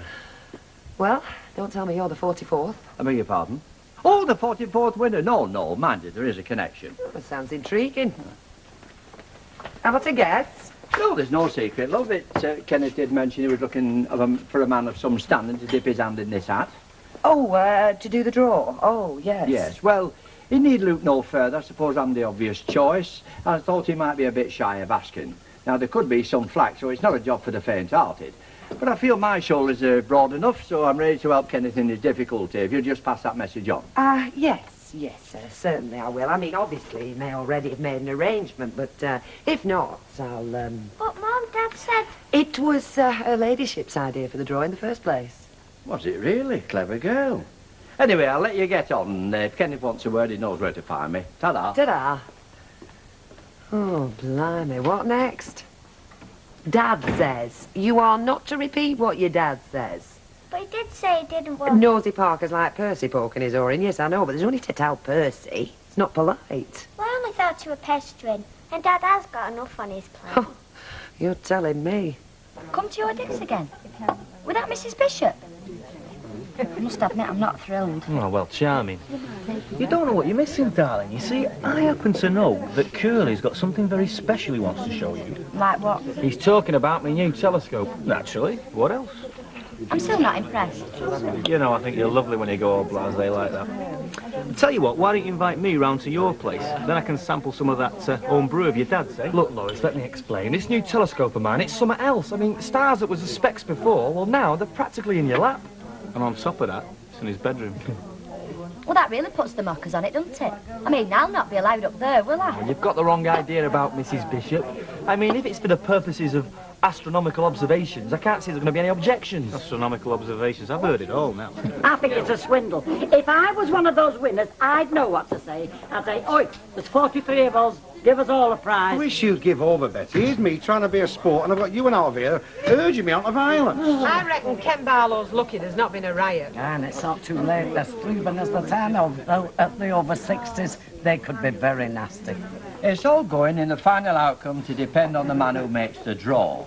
Now, what is required is a person used to handling civil unrest, with steel in his character and power in his eyes to quell unruly mobs. I reckon you did that every morning in Catterick Cookhouse.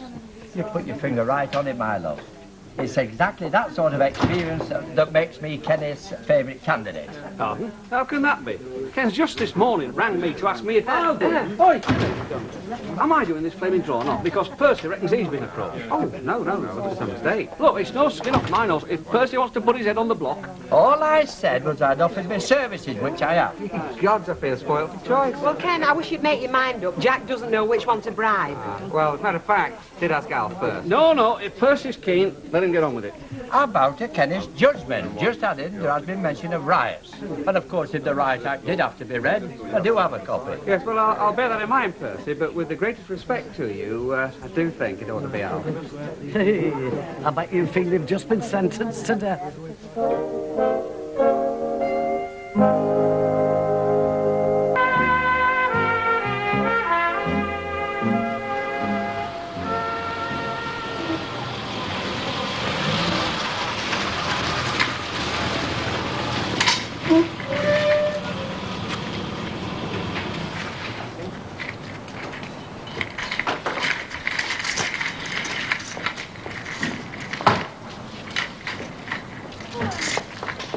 Good afternoon.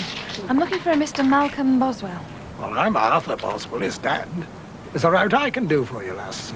Or is it something personal? Oh, no, strictly business. I'm Susan Barlow. I handle marketing for Baldwin's Casuals. Ah, well, in that case, you're just the person I'm looking for. In fact, I've been meaning to give Mike a ring sometime today. Was it to do with the making up contract? The one your son cancelled? Aye, well, that... Only got to go away for a couple of weeks, and I come back, and it's chaos. Best education money can buy, and hey, that lad hasn't got brains he were born with. Any road, not to worry. He's had his backside kicked. So it's business as usual then, is it? Exactly. Hey, best come into office, lass. Paperwork's all ready. Have you got a minute, Mr. Baldwin? Well, half of one. I wonder if it'd be all right if I knocked up about 5 tonight. It's our Brian's birthday, and well, Lidge Nicky's coming round for tea. Go on, I'll buy it. Thanks, Mr. Baldwin. By the way, Yeah? still partying, are they? Yes, it looks like it. It's a pity, that. Yeah. Aye. Clock that. A once cancelled order, now uncancelled. Bosworth? Well, God blimey, how did you manage that? It's what you might call a trade secret, never to be revealed. We in marketing take secret vows, you know. Well, having been in Malcolm Boswell's inner sanctum, so-called, I know he doesn't run to account. Mike. Enough said, do you have a flare? Put that in Ivor's file, we can get cracking on that. Right, Well Bob. Oh, incidentally, there is one little cloud just appeared. I've had a bit of a run-in with Emily. Oh, an order from Malcolm Boswell, a run-in with Emily. How many surprises can one man take? Well, seemingly she doesn't want to share her office. Oh, Gordon Bennett, I don't believe this. I should have listened to my old mum and learnt the violin. Ladies and gentlemen, please. Ladies and gentlemen, please, can I have your attention just for a moment? Now, ladies and gentlemen, first of all, I'd like to apologise for the unfortunate error that has made this draw necessary. And secondly, I'd like to thank you for agreeing to this method of selecting the outright winner. Ain't been checking that bin. I can assure you, all 43 claimants have got individual cards in this bin. After the draw, it will be made available for inspection. Now, ladies and gentlemen, I'd now like to call on Councillor Mr. Alfred Roberts, who I'm sure you all know is a man of unblemished integrity. Who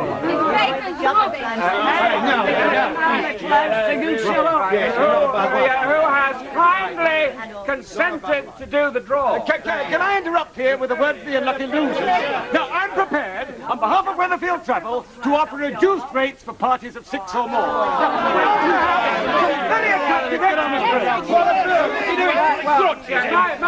My assistant will now give the bin a final shake. Right, go on then. Thank you. Right. All right, now can we have a bit of horse? Can we have a bit of horse? I'm not going on till I get horse. Keep your eyes. Go on then. I hope nobody's put a mouse trap in. No looking when you're going in. Right. Now, the lucky winner is... Mrs. Alice Hopkinson, 39, Ferndale.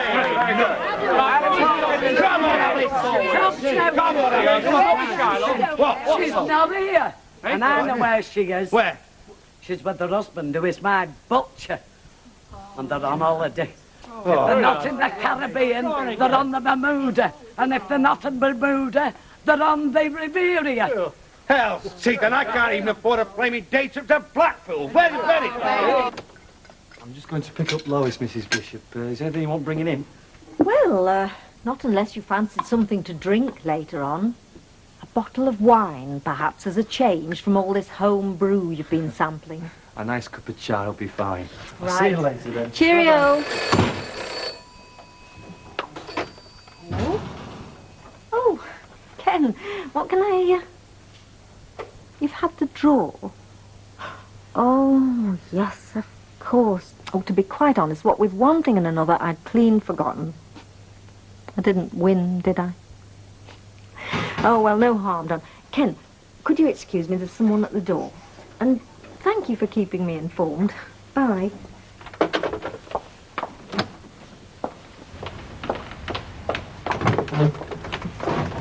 Yes? Waterboard, missus. We've been doing the main in Street. We've about finished off, but we need to check pressures. Oh, I see. Well, what exactly does that entail? Only I am rather busy. Just have to look at your stop tap, plus your ball cock upstairs. We've got identification. Oh, very well. Won't take a sec. Tank in bathroom, is it? Yes. Unip upstairs, Sam. Be a combo job. I'll check it main valve. You get these surges, see? Play havoc with your washers. Oh, my goodness, it never rains, but it pours. Oh, Emily, sorry to trouble you. Look, I've got this problem. It's about the office. Can I come in and have a natter? By all means, join the happy throng. I've got the waterboard, I've got Norman's young lady coming. Yeah, well, Emily, I know how you feel about sharing with Susan, There but... simply isn't the space. I know, and I know I'm taking a liberty. I mean, but I've got no other choice. I just cannot see another alternative. Well, if it's a matter of me giving in or giving my notice... Right, missus. No problem. All in order. Are they in next door, do you know? I should think so. I'll ta-ra then. Bye. Look, Emily, I'll come straight to the point. I can't afford to lose you. Surely you wouldn't dismiss Susan. Well, Emily, I've got no choice. I've got to think of the firm. I mean, if you could just fit in some sort of short-term solution. Well, if you're going to insist... Oh, come on, Emily, have a heart. I mean, I've got you upset. I've got the girls screaming blue murder. I didn't really seek their support, though obviously I appreciate it. Oh, they're not backing you now. Oh, no. No, I suggested that Susan move into the sewing room office, but, well, for some strange reason, that didn't exactly grab them. Oh, I see. So, if I don't give way, it's goodbye, Susan. Is that what you're saying? Emily, I've got no choice. I've got to think of the firm. God knows what that'll do to my home life. Oh, very well. If that's the case, I suppose with some reorganisation and if some of the files are shifted... Excuse me. Hello. No, Mavis, I didn't win. Well, you couldn't have made the trip anyway, could you? Emily, you are a sport. I'll see myself out. I mean, would Derek have stamped your pass? No, I'm sorry. I'm just feeling a bit mithered. Perhaps a better description would be manipulated. Was there unrest then? Did it get ugly? Oh, no chance. I'd have checked my guns on the door. I reckon you chickened out. I mean, the way you've been robbed, it must have been worth a rotten tomato or two. Well, with it being a free paper, you've no complaint, really. Not really. Evening, favourite people. The usual, is it? If you wouldn't mind. How's business? Oh, would you mind if we didn't answer that question? Susan's first day on the payroll. So, you've replaced Bill Drogden at last? Watch it, Lynch, or I'll be over there and duff you. Tell you what, Percy, if I were you, I'd keep out of Phyllis's way. Well, that's a piece of redundant advice if I've ever heard one. When do I do out else? Come on, Percy, own up, mate. I mean, you've been seen, hand in hand, down the Red Wreck. No, seriously, mate. Phyllis reckons you were going to make the draw. Reckons that money changed hands. Talk of cards being palmed. Yeah, it was all arranged. You and her skinny dipping down the Rhine. I'll treat your remarks with the contempt they deserve. Evening, Ken. Hey, Betty, could I have 2 halves, please? One with a dash. And I think I owe Jack a drink. I'd rather have a ticket for 2 up the Rhine. Yes, well, it's better weather we've been having. Forecast lousy for Germany. Anybody want to buy any draw tickets? I've had an idea about this office problem. Oh, yeah, go on. Well, you're hardly ever in yours. So why don't we swap? You take over Emily's, Emily and myself take over yours. I mean, it's far bigger. No, I don't think I'd like that. You see, it's this Mussolini complex over there. Mussolini? I'd have thought Machiavelli was more your image. Yup, I'll admit to that too. Power mad with a touch of the arch manipulator. Got me banged to rights, didn't it? I'll tell you what, there is one thing that intrigues me. If Emily hadn't have given way, would it have been her neck or mine? How about that? Like your coup at Boswell's is a trade secret. And do you enjoy secretarial work then, Lois? Well, it's a start. I mean, this position I have, there were 34 applicants, and we all had to have these tests. She only had to be brilliant, Mrs. Bishop. I mean, she deals mostly with plumbing stuff. I mean, you can imagine working out the shorthand for ball cocks and so on. Funnily enough, that's the second time I've heard the word ballcock today. Oh, yeah? I had 2 men from the water board came checking ours, the people who've had the road up outside. What's wrong with our ball cock? Oh, something to do with pressure. Oh, yeah, when was this? About 6-ish, I'd say. 6-ish? The blokes doing the mains had finished by 5. I saw them loading all their stuff onto a van. Oh, well, I'm sorry, but they definitely called here about 6. One was in the kitchen, one went upstairs. Upstairs? Oh, blind. Oh, for heaven's sake, Norman. What on earth's the matter with him? Oh, dear me. He thinks they were fakes, doesn't he? I get that impression. Oh, they couldn't have been. They had the road up. They had this card. I couldn't be so stupid. I don't believe it. I just can't credit it. Not in this day and age. Not with all the warnings, the publicity. Oh, please, Norman, don't be cryptic. What have they taken? Well, at first glance, me tranny. And, of course, me brand new telescope. 480 quid on hire purchase and all. They've probably been in your bedroom. I better ring the law. Mind you, they'll probably lock us up on the grounds that we're that gormless we shouldn't be allowed to run loose. Well, I don't know. Seems whenever I come here, there's trouble.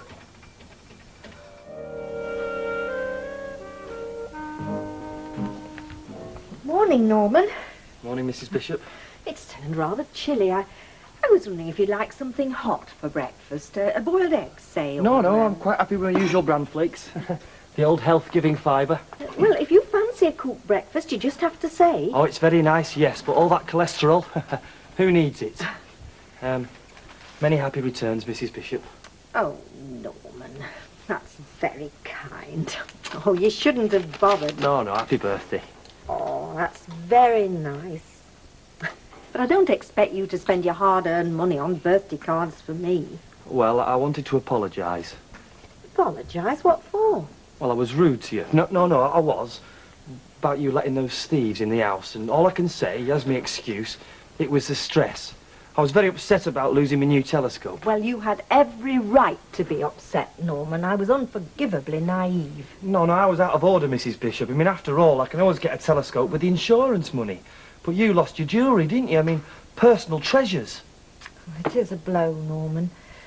There was the engagement ring that Ernest gave me. And, I mean, the other things, they all have special associations. It didn't cost all that much. They're only valuable to me. And what makes it so... I know. And when I was, well, you know, abrupt with you, I'm sorry, I just wasn't thinking. I was the one who wasn't thinking when I let those 2 in and virtually gave them permission to ransack the house. I'll go.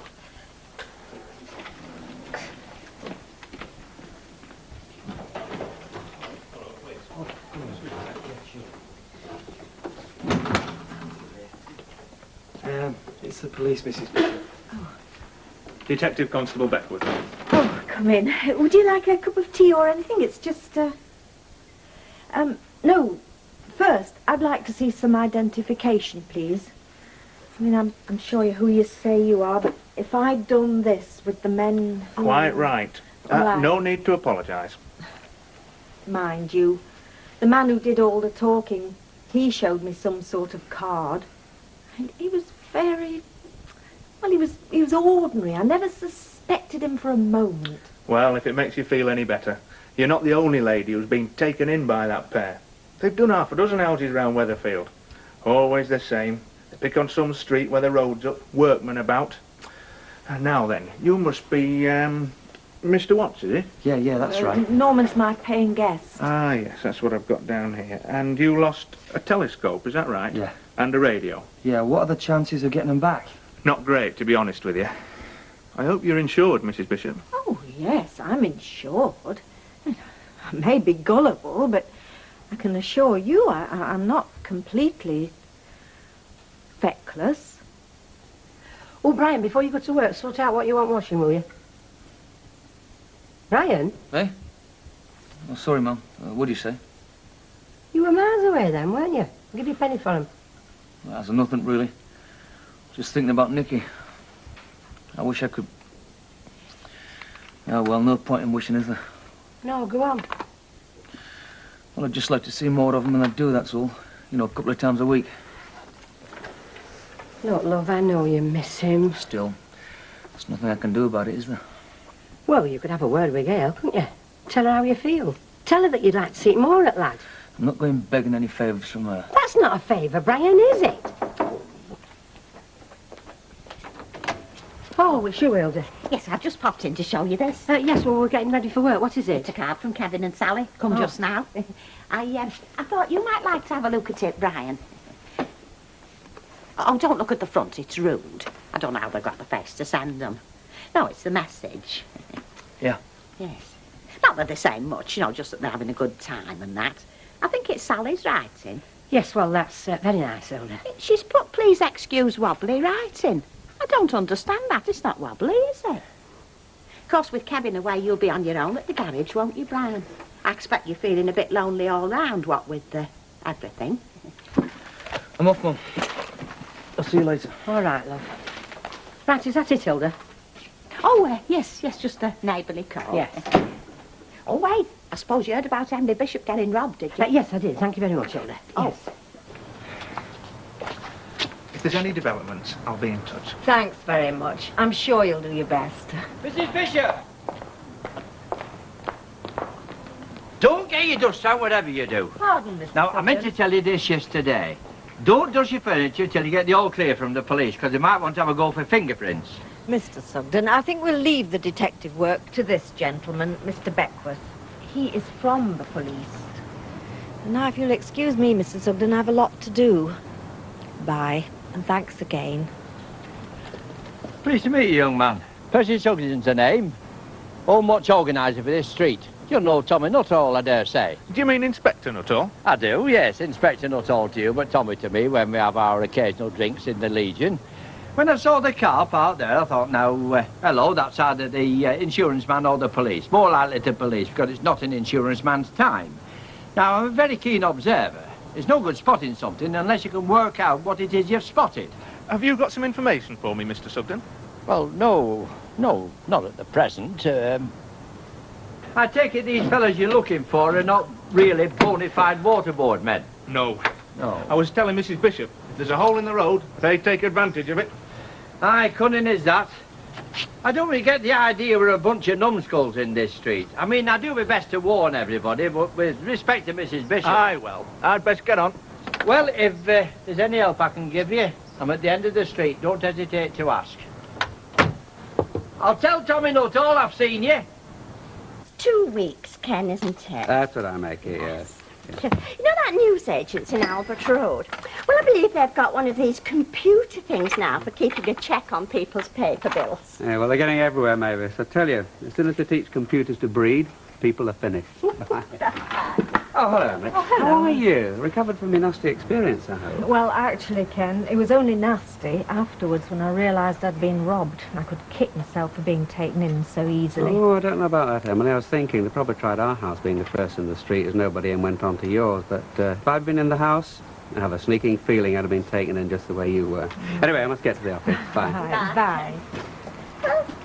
Many happy returns. Oh. There. I would have come round to your house with this, only I'm on my own here. Rita's gone down with flu. Oh, thank you, Mavis. What a way to celebrate a birthday. Had a detective at the house this morning. Didn't hold out much hope of me seeing the jewellery again.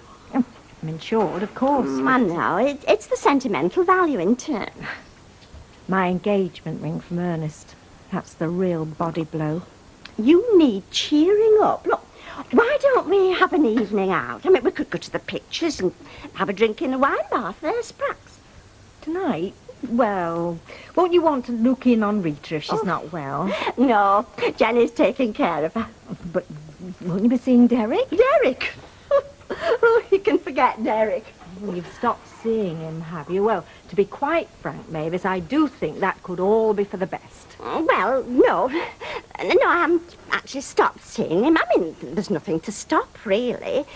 It's like I keep trying to explain to Rita, only she's unable to grasp it or unwilling, I don't know which. But, well, it's a friendship with Derek, you see. I mean, there's no strings and certainly no emotional attachment. Anyway, he's not been near for a week, so I'm certainly not ringing him. Oh, I see. Well, do you not want to go out this evening, then? Well, it's silly, I suppose, but I think Norman's going out tonight, so if I go out, the house will be empty, and somehow I feel I shouldn't leave it unoccupied. Now, that is silly. I mean, well, you weren't broken into, were you? And, well, if you get into habits like this, you'll end up quite a recluse. Yes, you're absolutely right. So that's settled then. Oh, they'd not have took me in, I can tell you. I'd have known there was something funny going on. Well, how would you? But it's not like the kids' comics, you know. They don't wear striped jerseys and have bags with swag written on them. Oh, well, I know that. And I'm not saying nothing against Emily Bishop, neither, but, well, she's always been took in too easy. I'm a lot more incredible than what she is.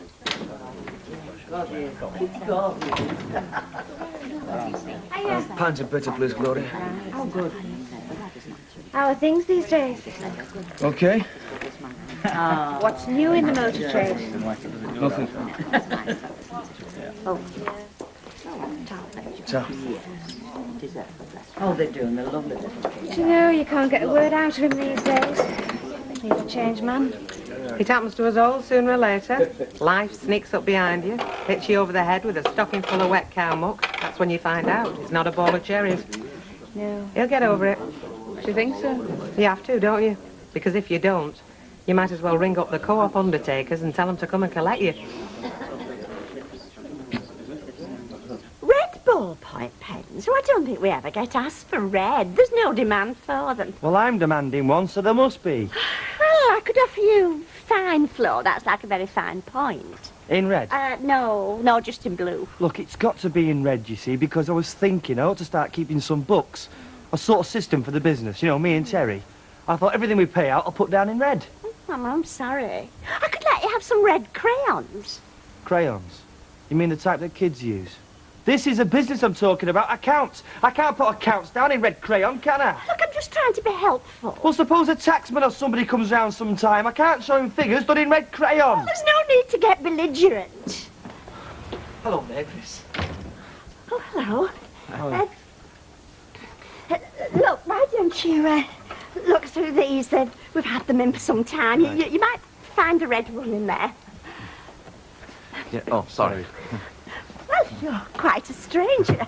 Thought you must have left the district, gone on holiday or something. Holiday? Far from it. Been working flat out, Mavis. Pulling out all the stops. A real push on the sales front. In fact, I just got confirmation today.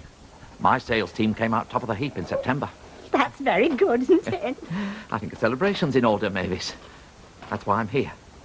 I think I'm entitled to reward myself. How does dinner sound to you?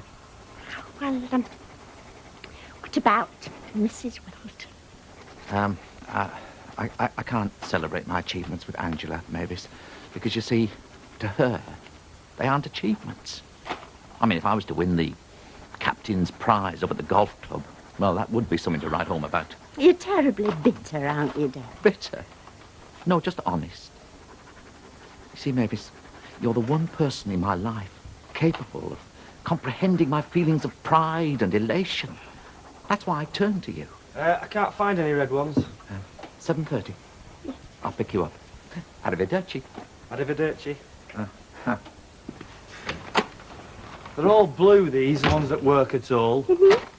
Oh, sorry, well, I could order you you some red ones, I suppose. No, don't bother. I'll ask Mrs. Bishop to see if she can get me one from her works. Right. Oh, dear Emily. What's the matter? Oh, I've just done something silly.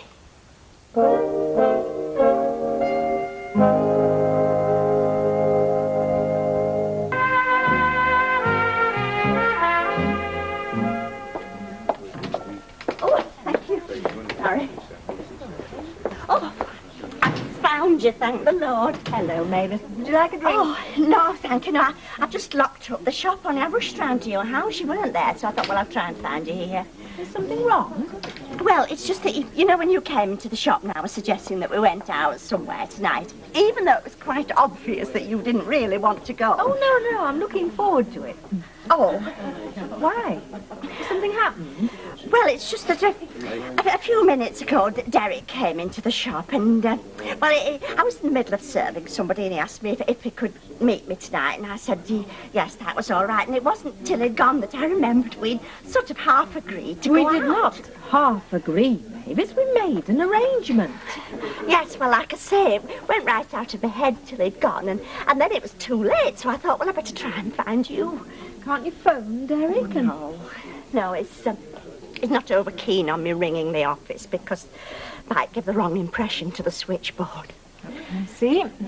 Well, I will ring him if that's what you want, Emily. Oh, no. I've no desire to hold you to an arrangement that quite obviously you'd rather cancel. Oh, it's not that at all, Emily. It is precisely that, Mavis. You came looking for me, hoping that I would say, oh, of course you must go out with Derek. Well, if you're going to take umbrage, we'll go out as arranged. I wouldn't hear of it. Go on, Mavis. It's all right, but in my opinion, you're getting hopelessly infatuated. Oh, I'll phone you tomorrow. Perhaps we could go out somewhere tomorrow night. I'll have to get back, but I'll phone you. Oh, hello. Oh, goodbye. Hello, love. Oh, hello, Mum. What are you having? I'll have half a lager, love. Before you get it, though, I've got a bit of good news. We're having Nicky round, and he's stopping hot now. Oh, great. How did you manage that? Rotten girl with a chip pan or something? No, I just asked her, Brian, like you should have done. I mean, you've got to talk to her, love. Whatever's happened, from now till little Nicky grows up, you and her have got to be talking to each other. These are for you. Sort of a belated birthday present. Oh, Norman, they're beautiful. Thank you very much. But you shouldn't have gone spending your money. You already gave me a card. It's my pleasure. Oh, they're beautiful.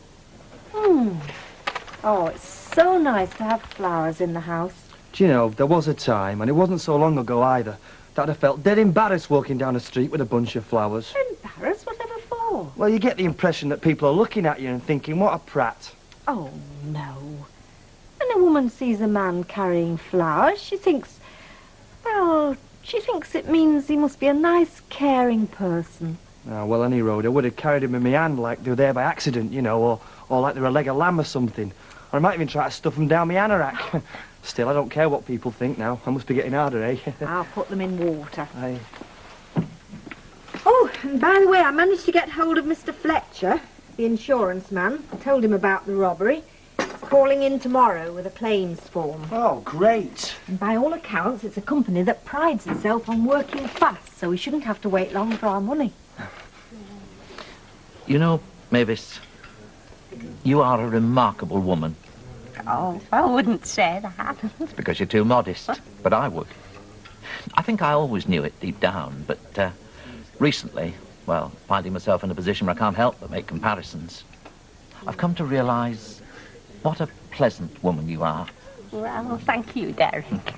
Some women, you know, Mavis, and I know this only too well from bitter experience, they enjoy belittling a man. But you're not like that. You look for a man's abilities. Well, I think you should try to do that. And you succeed.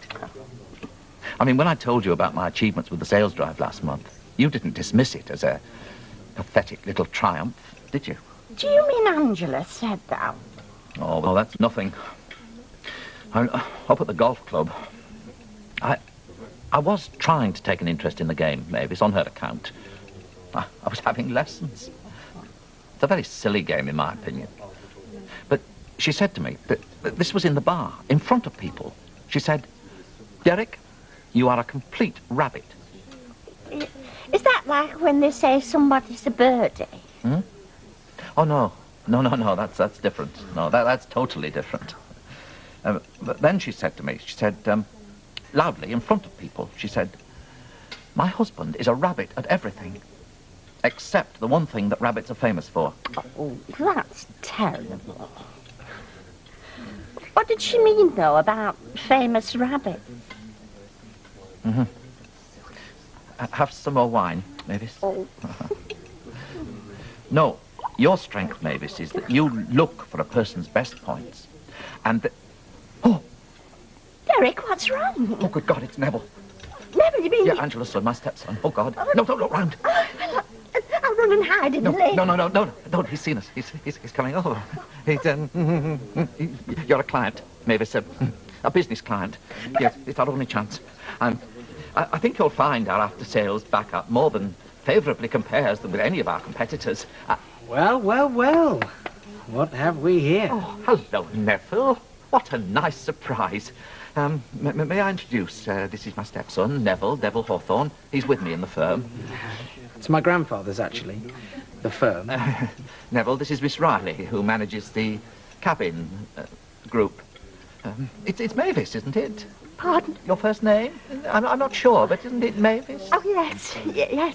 It's Mavis. Miss Riley does all the buying for the cabin chain. Don't you, Miss Riley? Trust you, Derek. Might have known you'd have an ulterior motive. Me? No. Watch him, Miss Riley.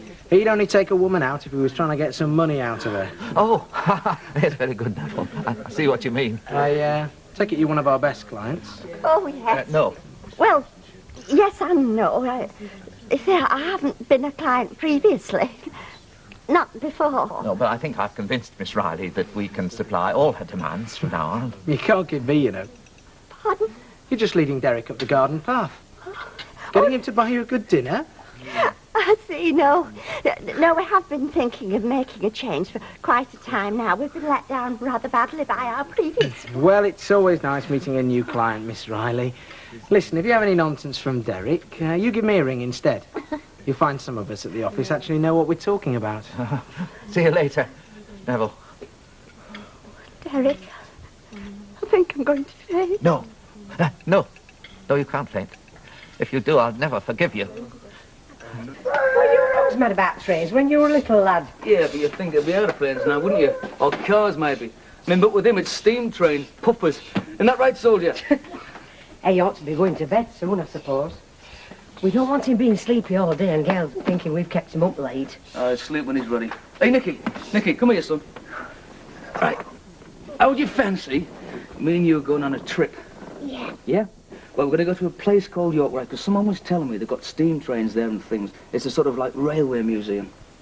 Do you like that? Yeah. Just up your street, and And tell you what else we'll do, right? We're going to leave the car here, and we're going to go on a big train to get there, right? I'm going to leave the car here and make a big weekend of it. Do you like that? Yeah. Hey, Brian, hold on. Do you think Gail would go for that? You're taking him away for the weekend? Why not? We'll sort that out when we see your mum, won't we, son? But now, you're going upstairs to bed and brush your teeth, all right? I'll be up in a minute. Oh, it's smashing having him around place, isn't it, love? Aye. Wouldn't you like to have him around every day, Brian? You still could, you know. Despite what's happened, I'm sure that young Gail It's could... not on, Mum. It's done with. So leave it, eh? What's he doing, Derek? Is he looking at us? Oh, it's like a nightmare. For goodness sake, Mavis. Now for Madam, a nice dessert. Oh, no. Yes, we'll have the sweet trolley, please. Very good, sir. I can't stand it. If I had to stay here any longer, I'd scream. Mavis, get a grip on yourself. It'd look bad if we rush out of here as though we've something to hide. Oh, I've got something to hide. I shouldn't be here with you. Mavis, you have never done anything to be ashamed of now, have you? Oh, no, of course not. Well, people wouldn't believe that. It's not our choice, Mavis. We've been forced into this pretense. Oh, for pity's sake, get a grip or I'm going to lose everything, my job, everything. Oh, well, I've got something to lose as well, you know, Derek. My reputation. The most precious thing a woman's got. And it doesn't help me to keep calm if you keep shouting at me. I haven't shouted at you. Look, we must just keep calm. You are a valuable potential customer. I am entertaining you. We'll have a sweet, a brandy perhaps, and a chat. And for God's sake, don't look so panicky. Smile. Not as much as that, Mavis. There's reason to everything. Don't snap at me. I'm not snapping. Well, Miss Riley, the Black Forest Gatto looks very nice. Can I tempt you? Sorry I'm late, Gav. Returns. Any problems? Well, apart from being overworked, underpaid, and allergic to Phyllis's fried eggs, no. Hey, stop moaning and get these lashed out. We're going to have a riot on us. Oh, yeah, demanding armed guard, Phyllis. Hey, stop your bother. You know you love your work. Yes, I love me work. I love me work. I don't blame him sending me up. I deserve it. I mean, if I can't get here on time. Getting a bit fed up being on your toe there. I might be prejudiced, but it's just men. Hey, steady on, we're outnumbered in here. They seem to have an extra skin. I mean, take this morning, for example. Brian brings Nicky back, and to be honest, I'd missed both of them. And suddenly there they were, all wrapped up in each other. Anyway, off Brian goes, whistling, actually. And I have to drag his lordship to school, and he gets the tantrums. I practically have to drag him there. I want to go and see the trains, and why won't I let him? His daddy had let him. His daddy promised him. His daddy's going to do this, his daddy's going to do that. His daddy's flipping wonderful. Me, I'm just bad news. Excuse me, ladies. Is this a good moment to ask for a pay rise?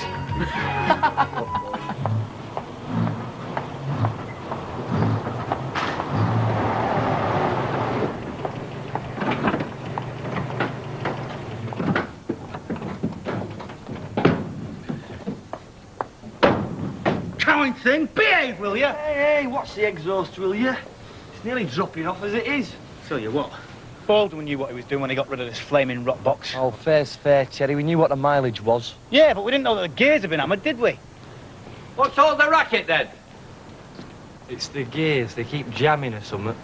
Well, hard cheese. You can't leave it here. You'll have to get it shifted. By whose orders? By my orders, the man in authority. It's conked out. It's seized up, mate. Well, put your clutch in and push it. What do you think we did in the desert when trucks conked out under bombardment? I'll put your clutch in a minute. Look, Mr. Sugden, we're pushed for time. We've got 2 ton of gravel there to spread. Yeah, for the town clerk's house down Bolton Road, so you better watch it, mate. Don't you threaten me. I couldn't care less if it was the Lord Mayor. I know my duty. Look, it's only for this morning. We'll shift it this afternoon. You'll shift it now. It's a public obstruction. I'm sorry, but I can't show Fiona favour in matters of this kind. Curly, get in the cab. Get the clutch down. All right, all right. We're going to park it outside our house. That is allowed, isn't it, Hitler? As long as public property is kept clear, I'm happy. Oi, not so fast.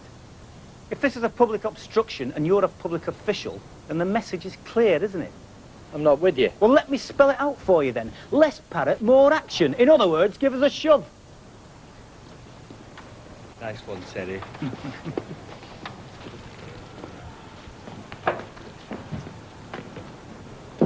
Come in, Mr. Fletcher. I'm glad that you've caught me, really. Generally speaking, I'm home around noon, but things crop up, particularly when your bonus is to work out. You're not in a rush, are you? Well, nah, nothing desperate. Just your normal insurance man's day. Well, can I get you a cup of tea or something? Oh, thank you, Mrs. Bishop. But to be quite honest, I've already had about 6 cups this morning. Well, do the police seem optimistic? They see any chance of an arrest? Or I suppose, more importantly, from my point of view, of recovery? I didn't get that impression. Oh, I can't tell you how silly I feel. The way those thieves talked their way into the house. Well, it's early days yet. But in any event, you must put in a claim. And inevitably, that means paperwork. So, if you'd like to complete this form. I won't be penalised, will I? You know, for being so stupid. I mean, with all we're told about bogus meter readers and roof menders and waterboard people. Well, if you made a habit of it, then we might have to take a close look at your premium, but now in this instance, seeing as you're fully insured, there shouldn't be any problem. So everything they took will be covered, do you think? Oh, certainly. I mean, you've been very careful. You've taken our advice. I see you've increased your contents value almost yearly. Currently, you're insured to the tune of 10,000. Now, what that means is that as long as no one item, the one stolen, exceeds 10% of the total cover, that's £1,000, your claim's bound to be honoured. I hope that's of some comfort. Yes, it's a relief, I admit. It's just the jewellery, which was mostly gifts from Ernest, my late husband. Well, that's a pity. That's a great pity. Anyway, I'll leave the form with you. There's no panic, but I can call back this evening and collect it if you like, just to check it through, see if there's no hitches. I'd be grateful if you could. That's no problem. I'll let myself out. Bye-bye. Bye.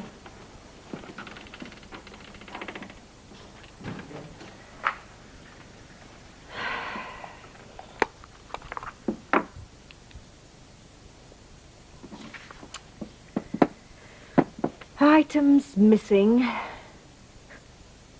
State value. Donald. Oh, shut the shop up, have you? Pardon? Well, I heard that Rita was down with the flu. Oh, yes, she is. I've closed for dinner. I'm supposed to be seeing Emily. Oh, only, just a bit of a warning, lovey. There was a fella standing at the bar there, and he was asking about you. Me? Well, he noticed you were on your own. I reckon he was after you. Who's that little raver, he says. Cheeky devil. Anyway, don't you worry, lovey. He's gone now. He's not your sort at all. Very seedy looking, you know. Do you want another one? No, not just now. I'll just give Emily another 5 minutes. Okay, lovey. So, where's the brains of the outfit today, then? Curly, the brains. I see he's got you well kidded. No, we've gone our separate ways this dinner. It's like being married, you know. I mean, you've got to have a break now and then, haven't you? No, I was just a bit worried you'd done something desperate, you know. I reckon having that telescope pinch was quite a blow. Yeah, well, if you call drinking and the flying horse desperate. Oh, suicide, I'd say. Oh, I've been giving nothing about but earache all morning. I mean, we've got a ton of gravel to shift and the van's packed in, and all you can do is moan about the flaming telescope. Oh, still, it was insured, was it? Well, no danger of that. I mean, if you live with a bishop, it's bound to be insured, even the mothballs are. Oh, good, Terry. I saw your van parked out there. Do you know your exhaust's coming away? Don't mean news. That's nothing. You want a real laugh, go and look at the gearbox. You bought it off Baldwin, didn't you? That's right. Figures. Half a bit of portion of pie, please, Gloria. Right. So, that'll be all right then, will it? Well, if you're going next week, it's rather short notice. Yeah, well, I couldn't let you know any quicker because I only got the letter this morning. Is there some trouble, like? Oh, no, not like that. No, our Trevor's not one to impose his troubles. No, him and Polly have decided I need a rest, so they've invited me to stay for a couple of weeks. It'll only cost me my fare to Chesterfield, and it'll be worth that just to see little Damien and Jane. Oh, fair enough, Cop. But does it need to be next week? Well, I think it could wait a couple of days. Look, I've said I'll ring Trevor to confirm, so I'll have to see what he says. Oh, I'll be my guess. Oh, no, ta very much. I'll use a call box, with it being a private matter. Suit yourself. Betty, do you hear that? Trevor must have come into some money.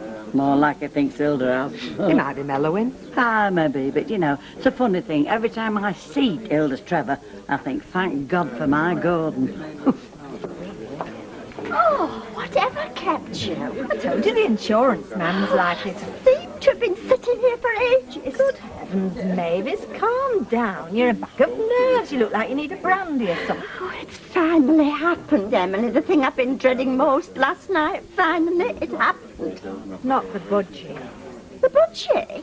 Oh, don't be silly. No, much worse than that. Derek and me. I mean, you haven't actually committed... Oh, we haven't committed anything. No, we were simply discovered, surprised, caught red-handed, as you might say. Doing what? Having a meal together. And his wife? Oh, no, it wasn't his wife. So far I've been spared that. It was his stepson, Neville. Oh, goodness, how awful. Oh, I had to act out this dreadful charade. I had to pretend that I was a client of Derek's. Well, you can imagine how embarrassing that was. I mean, I just get hot flushes every time I think about it, and I can't stop thinking about it. Well, as long as you were convincing. Well, I can't believe that we were, not for an instant. I mean, Derek's deluding himself that it worked, but I just think he's clutching at straws. You've seen him since? Yes, he came in the shop. I mean, what could I do? You'll have to put a stop to it, Mavis. Oh, what's the point if the cat's out of the bag and I'm convinced it is? Well, whether or not any sensible person would see this as a warning. You'll have to be firm with him. Otherwise, it'll be his wife, Angela, coming to visit you. And from what I've heard of Angela, that wouldn't be a very pleasant experience. Oh. Hello, I thought Rovers were your favourite cookhouse. Well, they say change is as good as a rest, Percy.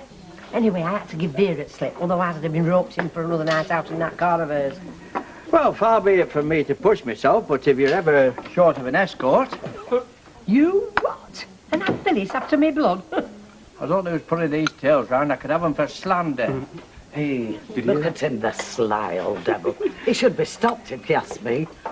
He only comes in here pulling the birds. Oh, yeah, well, I must say, though, I wish I had half his nerve. I'd be spoke for choice, wouldn't I? Would you believe it, that was Nicky's teacher on the phone? Would I call in for a chat about his behaviour? I thought he was right settled in his schooling. Well, he had till today. Got into some terrible squabble over some other kid's toy train.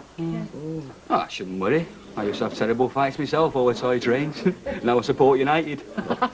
No, I'm not worried. It's just the teacher. I mean, she's very nice, just a bit over-fussy. Like she says, Nicky's normally no trouble. No. Mind you, he did seem very wound up. Anyway, I said thanks for your concern. I think I know what all this is about. Ivy, just the lady. You got a set? Yeah, of course I've. How's things, love? Nicky got back all right, did he? Yeah, fine. He's a different lad. Suddenly all he can talk about is trains. Oh, love, that's our Brian. He thought he might take him away for weekends. To York, you know, they've got a museum there with all them steam engines and everything. I see. Suddenly it all becomes very clear. Eh? Well, if you've been promising him all sorts of treats, no wonder he's been such a lout. I beg your pardon? And quite frankly, I'd like to know what you and Precious Brian think you're playing at. You hold on a minute. I mean, if you'd any common sense, you'd realise that in these situations, one parent offering treats that the other has to deny is... It's asking for trouble. It was just a remark. Oh, I bet. Now, listen, Gail. I know you've got feelings, but our Brian's got right as well, you know. He's no right upsetting Nicky. And he's no right to undermine me. So in future, if he'd like to plan these little excursions, tell him I'd appreciate being consulted. Look, you just give the lad a chance. He's had his chance.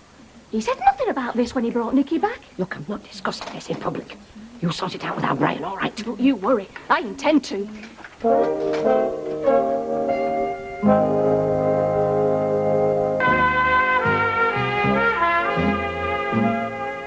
Oh, hello.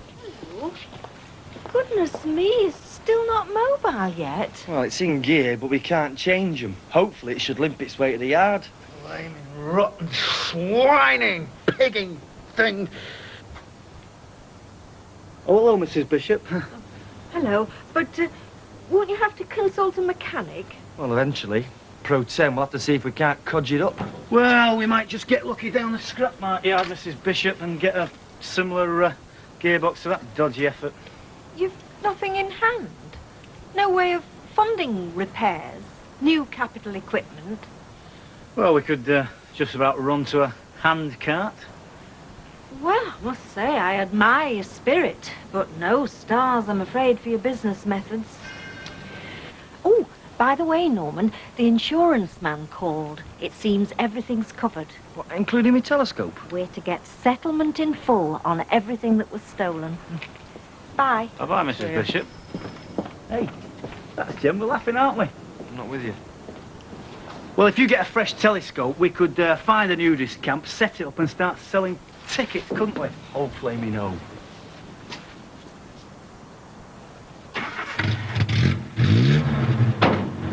Here we go.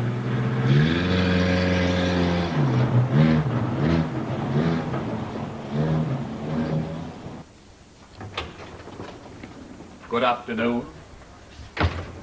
I've called about that order you placed. 1 gross of desk diaries plus assorted stationery. Derek, my heart nearly stopped. I'm sorry.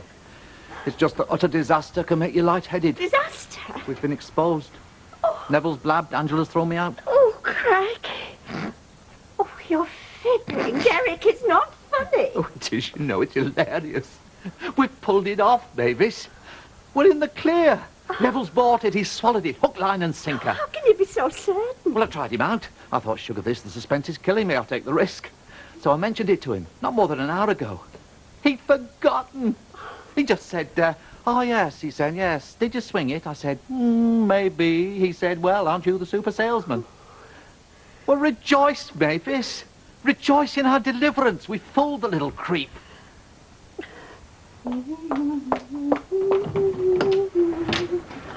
Oh, hello, Chuck. Listen, if Betsy, can you give her a whistle? Refs, whistle, Hilda, coppers, one of them is your work. Don't act soft, you know what I mean. Oh, I'm sorry, Hilda. I'm striving to get a reputation for wit. You called? Oh, you daft devils.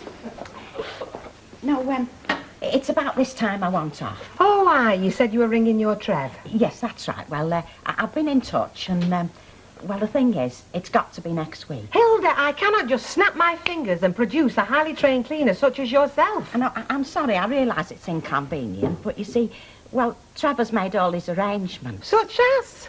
Well, he's booked in and everything. Well, boot, what for? A show? Some sort of treat he's laid on? No, not exactly. Hilda, love, I might be being a bit thick-petal, but if you're invited to stay on a come-when-you-can basis, well, surely it could wait for another week. That way, as I say, well, I'll be happy. No, it can't wait.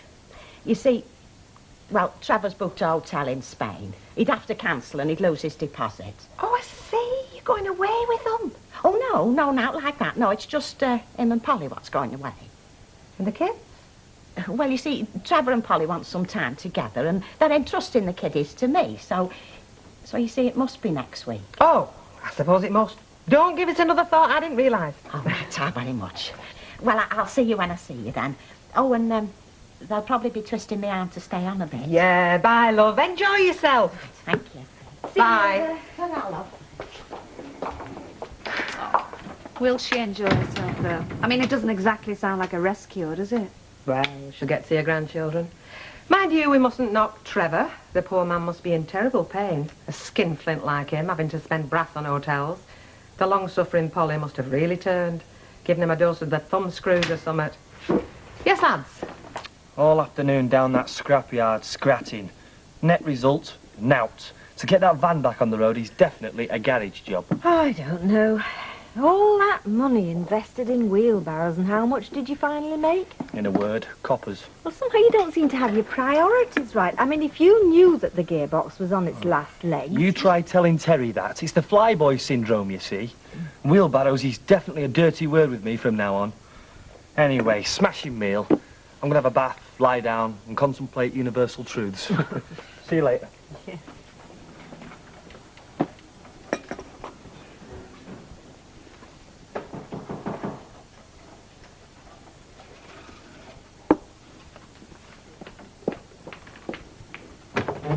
Good evening, Mrs. Bishop. Promise a call. Yes, of course. Come in. The form's all ready, filled up. Here we are. Now, the pot's fairly fresh, and this time I'm going to insist on you having a cup. Well, it wouldn't go amiss. Well,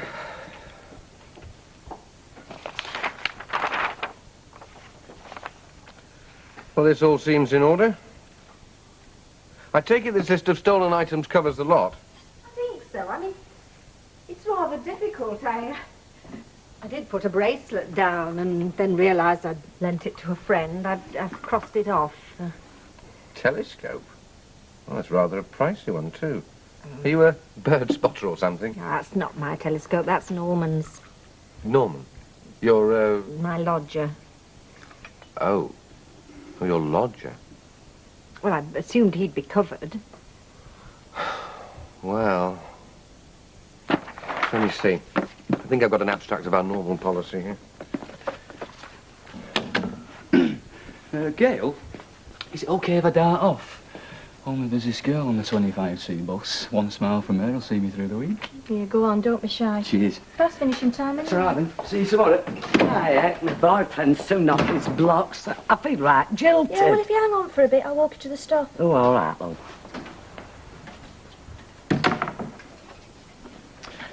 Hello, Phyllis. Hello, love.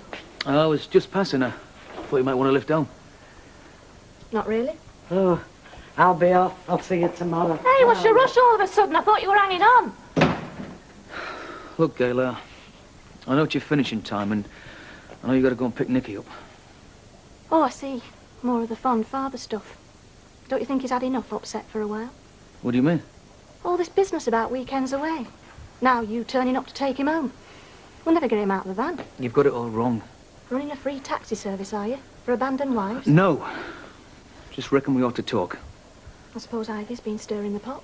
Well, she did mention you both had words, yeah. So I suppose you could say that I'm here to consult. Oh, very crafty. You get Nicky all excited, then make a big show of asking me. If I refuse, you're the shining hero and I'm the villain of the piece. I thought you'd have welcomed the break. And apart from that, I miss him and he misses me. And I don't see what prior right you have as things stand. I'm not having him spoilt rotten, so you can compensate for not being where a father should be. You've been unreasonable, Gail. Not only in this, but other things. What other things? Legal things. The petition. Things you're not answering that will put matters like this on a proper basis. Stop your petition. Good's that going to do me? It still leaves me coping with a confused kid. All I'm asking right now is, are you going to agree to this weekend away? I'll think about it. Fair enough. I'll be in touch.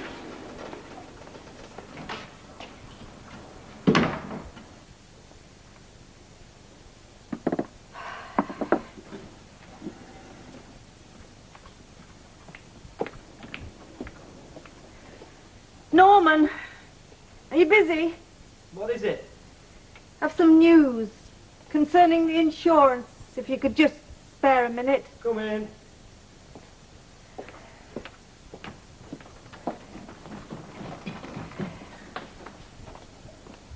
Do you want me to sign something? No, I'm afraid not. There's been a hitch. Well, it's rather more than a hitch. Is it the hire purchase? Is it because the telescope's on the hire purchase? Is that the snag? No. The snag, and it's a very considerable one, is your status in the house, as you might put it. My status? Seems I'm only covered for myself and members of my family. I mean, the grim fact is that as a lodger, you'll have to claim off your own insurance. I haven't got any. I thought perhaps you hadn't. Oh, blimey. That puts the tin lid on it, and no mistake. Can't we say it's your telescope? That wouldn't be honest, would it? And in any case, Mr. Fletcher does know the position. Oh, this is a disaster. This does to my plans what King Kong did to New York. No telescope, 480 quid on a drip. I bet Sir Bernard Lovell didn't have to put up with this. Could I make you a coffee? No thanks, Mrs. Bishop. I need a strong drink.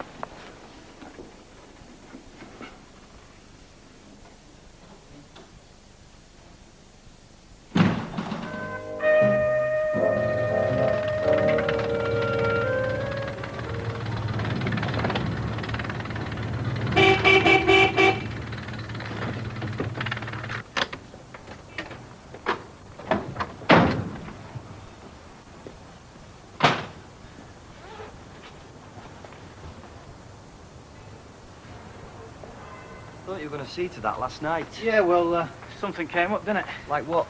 Like Ros. I thought you'd gone off her. Yeah, well, a fella can be persuaded to change his mind, can't he?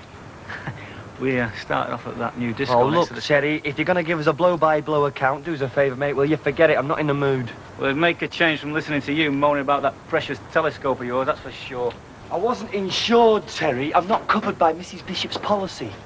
480 quid on the drip, and at the end of the day, I'll have nothing to show for it. Great day we're going to be in for. I can see you're going to be about as much fun as a wet vest. Morning!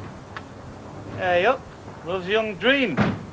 Better turn Kevin out of his pit. Brian will have him on toast if he's late, darling. Don't worry, he'll not be late on my account. Be disappointed.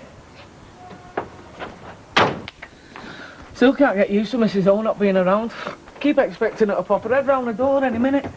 Oh, it's great, isn't it? 2 whole weeks to ourselves. Mr. and Mrs. Webster.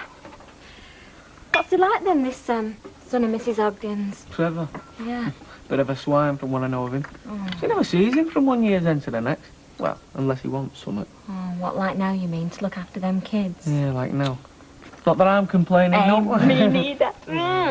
Have you seen the time? All right, nagger, I'm going.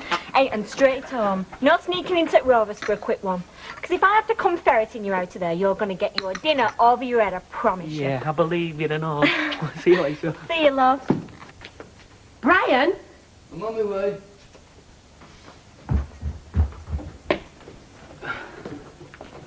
These are 2 bags I asked for. Yes, love. Thanks. I'll see you later then. You're going to go straight to work then, are you? Oh, where else would I be going? I just wondered if you'd be dropping off at Gale's, you know. I don't think I've got anything to say to Gail, ma'am. Do you? Look, you can't go on like this, Brian. You've got to decide something between you. I mean, it's not fair to Nicky, is it? He doesn't know whether he's going away for the weekend with you or not, does he? Ma'am, I know Gail wasn't too chuffed because they didn't tell her first, but that's her hard luck, innit? As far as I'm concerned, Nicky's coming away with me, all right? Look, love, whatever you and Gail feel about each other, that's your business. Just don't let that little lad suffer for it, that's all I'm saying. He's going through enough as it is, Brian. All I'm asking is you both be a little bit reasonable about it. Reasonable? All I want to do is take my son away for the weekend. What's so unreasonable about that? I'll see you later, okay? Hello, Emily. Hello. Are you feeling better? Oh, yes, much better now, thank you. I told her she'd no need to rush back. Well, I know what you told me, and I'm fine. I'll probably feel a lot better if you stop footing over me and let me get on with it. See what I've got to put up with. Well, what can we do for you, Emily? I've just called in to pay the papers. Oh. Emily, have you heard any more from police? Not a word, I'm afraid. Well, so you've still not got anything back, then? I'm afraid it looks as though we've seen the last of that little lot. Oh, honestly, doesn't it make your blood boil? I mean, things that you work hard for and save hard for, things that can't be replaced. Honestly, I could wring their necks. Yes, well, do you mind if we change the subject? Oh, I'm sorry, love. I wasn't thinking. £3.24, please. Thank you. And how are things with you, Mavis? Me? On the Derrick front. Oh, fine. No repercussions, then? No, none at all. Everything's fine, really. Now, is there anything else, Emily? No, I don't think so. Now, don't you go overdoing it. I won't, Emily. Bye, love. Bye-bye. And, what was all that about? Nothing. I'll go and put the kettle on, shall I, while we're quiet? It's all right, I can do that in a minute. It was nothing, Rita. It's no good, Mavis. Whenever you're trying to cover something up, your nose starts twitching, so come on, out with it. It was nothing at all. I mean, well, it was just that Derek and me went out for a meal together a couple of nights ago, that's all. And that's it? Yeah. That's not what your nose is saying. Oh, well, all right, then, if you must know. While we were out, we were seen together by Neville, that's Derek's stepson. I told you, didn't I? I told you were heading for trouble. You wouldn't listen to me, would you? It wasn't like that, Rita. What? Neville catches his stepfather whining and dining you, and he doesn't want to know what's going on. Well, yes, he did, actually. So, well, Derek pretended that I was a client of his. And, well, it was very convincing. And, well, I say it myself. So was I. I mean, I had my part to play, or else Neville had been suspicious. And he wasn't? No, I never suspected a thing. You shameless Aussie. I think you're actually enjoying yourself. Well, I suppose it was quite exciting in a way. And I mean, you have to admit, I don't get much excitement in my life. You would have done, lady, if Neville hadn't swallowed that tail and gone running back to his mother, I guarantee it. Yes, well, he did believe it, didn't he? So there's no harm done. Jezebel Riley. They add up. So, it's almost good enough to eat, does that? You cheeky monkey. It is good enough to eat. I've slaved all morning over that. Now, come on, 55p. Little tinker. Hiya, on your own then. Looks like it, doesn't it? Hoping it's going to stay that way, I know. I've had enough curly's money to last me a lifetime. Still upset about his telescope, is he? What else? I mean, he wouldn't create as much fuss if someone had run off with his missus, would he? I can guarantee it, lad. Hey, I heard that. Only joking, my dear. Well, you better be now. You don't reckon there's more to this stargazing lark than meets the eye, do you? Hey? Well, all this gawping out of back windows of a night. I mean, it's from bonny lasses moved into Mortley Street, you know. Curly? You must be joking. And he comes out in an hot flush if a bird drops an handkerchief, doesn't he? Hey, what are you doing in here on your ton, anyway? Well, I'd no option, had I? Ida and Shirley had shopping to do, and Ida's gone home. Well, what about your boss's missus? Don't you think I see enough of her at work? Well, I thought you and her were closer than glass. You can see so much of a person, you know. Yes, I had noticed. So, how's it going over there? Have you think the cracks might be beginning to show because me and Mike have seen too much of each other? I was wondering how the girls are taking to you, actually. No problem. Why should there be? Boss's wife and all that. I've just had to prove myself, haven't I? And I think I've succeeded. I've certainly managed to bring a few more orders in, so everybody's happy. Mike, the girls. You? I couldn't be better. I'm glad. Oh, thanks, Dad. You are still my daughter, you know. Hello, Emily. I just thought I'd drop this in for you. It's got that recipe and I was telling you about. Forgot all about it. So had I, I'm afraid, until I came to throw the old papers out. Well, anyway, thanks for bringing it, love. I'll let you know how it turns out. Oh, yes. Terry? Mrs. Bishop? Is Norman not with you? No. Well, he didn't come home for his dinner. Yeah, well, he's gone off up to Patricroft to do a job, hasn't he? He said he'd grab a bite while he was up there. Still upset. Upset? He's like a walking zombie. I've seen more life on a fishmonger's slab. He did think a lot of his telescope, I know. Yeah, but it's not just that, is it? It's the thought of paying off all that HP for the next couple of years and having nothing to show for it at the end of it all. How much does he still owe on it? 440 quid. I didn't know exactly. Yeah, well, if you've been stuck in that cab with him all morning like I have, it'd be etched on your brain like it is on mine. See you, Mrs. Bishop.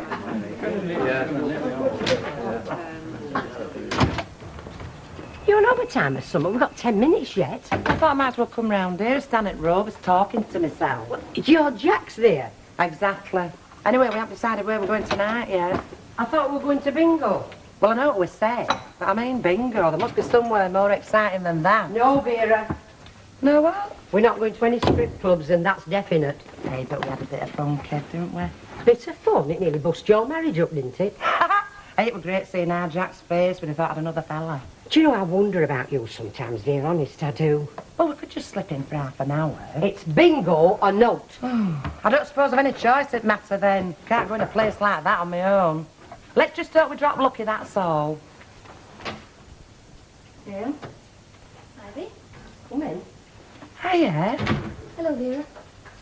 Is Brian here? I was hoping I'd catch him. He's just nipped out for my order. He won't be 5 minutes. It's all right if I wait, isn't it? Yeah, of course it is. How's it going then, Kate? I'm muddling through. I mean, it can't be easy, having a full-time job and an effort to look after. Come on, Vera, we'd best be getting back. Oh, we're 5 minutes yet. I don't suppose there's any chance for you and Brian, is Vera! All right, I'm coming. I'm only trying to take a neighbourly interest, that's all, aren't I? See you, kid. See you, Vera. It'll not be long. I'd stop with you, but you can see how I'm fixed, can't you? I'll see you later. See you, Ivy.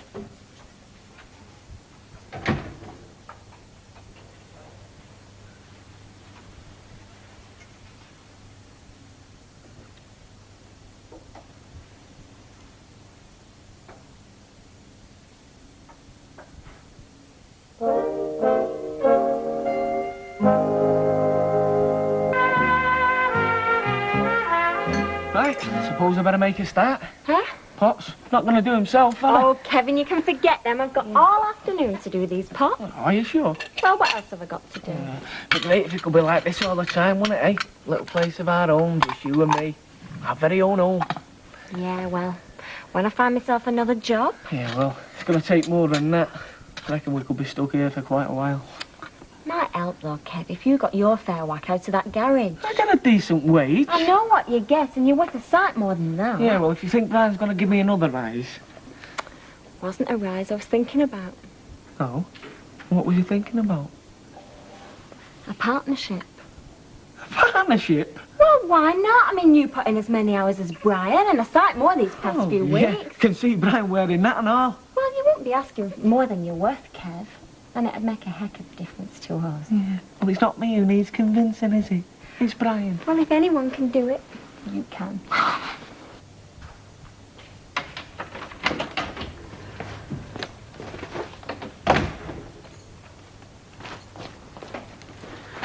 What are you doing here? I want to talk to you, Brian. If you come round to tell me I'm not taking Nicky away, you can save your breath. Will you stop jumping down my throat every time I open my mouth and listen, please? Go on. I'm listening. I'm not going to stop you taking Nicky away. That's what I came to tell you. How can I? How would I look to him if I did? Don't you think I've got enough problems? I just wish you'd said something to me before you mentioned it to him, that's all. It would have saved all this. I never thought, did I? I thought it'd be a break for him, for both of us. It's perfectly natural enough for his dad to take his son away. Yes, I know, but things aren't that simple anymore. Look, I don't want to be awkward, Brian, but we've both got to realise that things aren't the same between us anymore. I don't want to stop you seeing Nicky. As often as you want. If you want to take him away for the odd weekend, that's okay by me. It'll give me a bit of a break. But we've got to talk about it before you plan anything in the future. If only to make sure that it doesn't cut across anything else. Because the last thing I want is for Nicky to end up in the middle of a tug-of-war between you and me. And I don't think for 1 minute you want that either. No. Yeah, well, like I said, I never thought. It does take a bit of getting used to, you know? Yeah. Yeah, it does. Anyway, as it happens, there's no harm done this time. Just so long as we understand each other from now on. Yeah. I think we do. Oh, hello, Jerry. Mavis. I just happened to be passing. I thought I'd pop in. Well, there's nothing wrong, is there? Wrong? Well, you know. Oh, no, of course there isn't. No, I just happened to be in the vicinity. And Hello, Derek. Rita, Mavis said you were off with flu. I was off with flu. Not anymore. Oh, no. No, I can see that. Well, good to see you back. Completely recovered, I hope. Yes, thank you. Good. Pleased to hear it. Well, if you two have things to discuss. Oh, no. I just called in to see how things were. How Mavis was coping. How you were getting along. Well, I can see you're busy, so I won't hold you up. I'll be in touch, Mavis. Good to see you up and about again, Rita. Bye for now. Bye.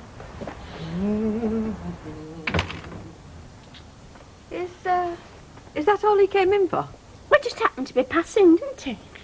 Well, good of him to give us so much of his time. It's quite made my day, that. I'll just go and see how that kettle's getting on. Hello,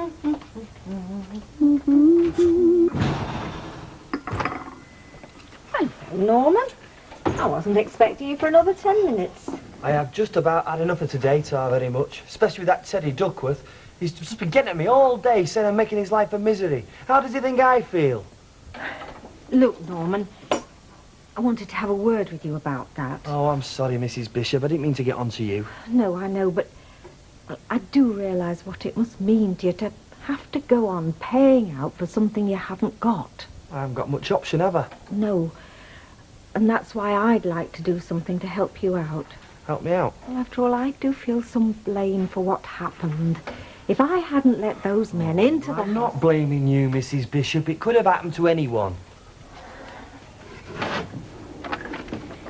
I'd like you to have this. No, I don't want it, Mrs. Bishop, honest. And if I gave the impression I was blaming you, well, nothing could be further from the truth. Oh, you haven't, Norman. You've been very good about the whole business, but I really would feel better if you'd take it. I really would. Please.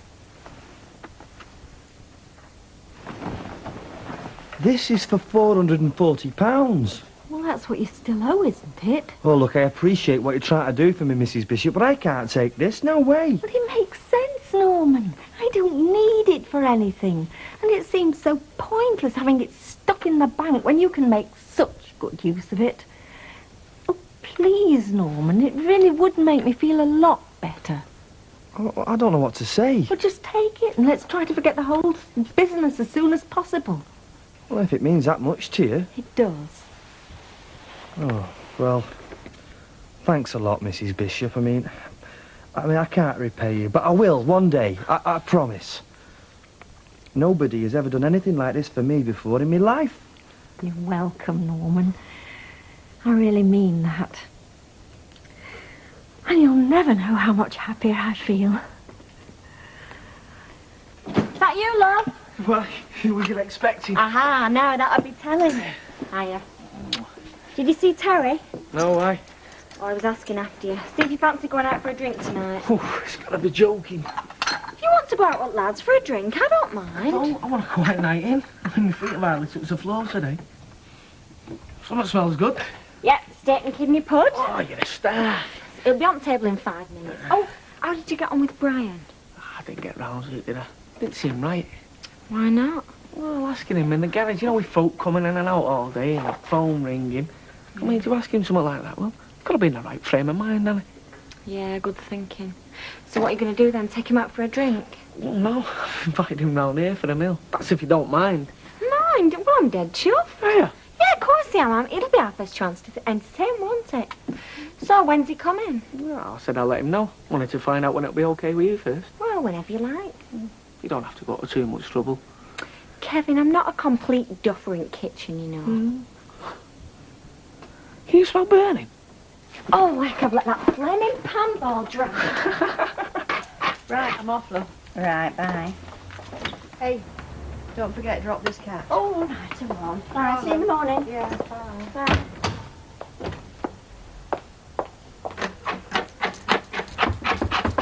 I'm sorry we're short.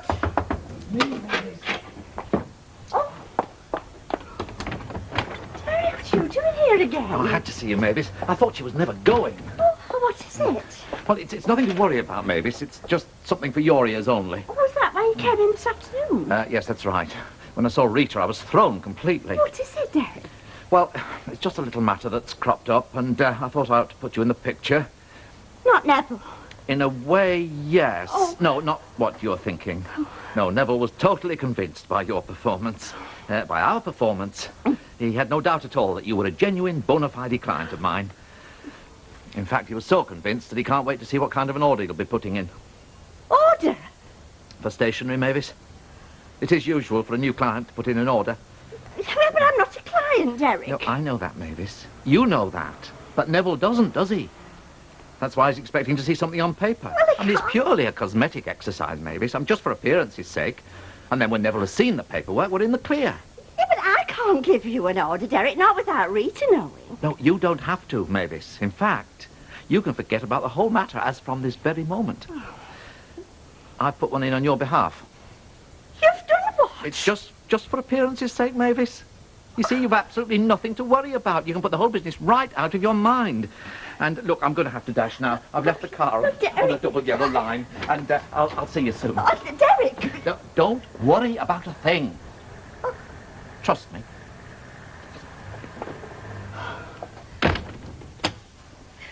Oh, there you go. So, look, you having one?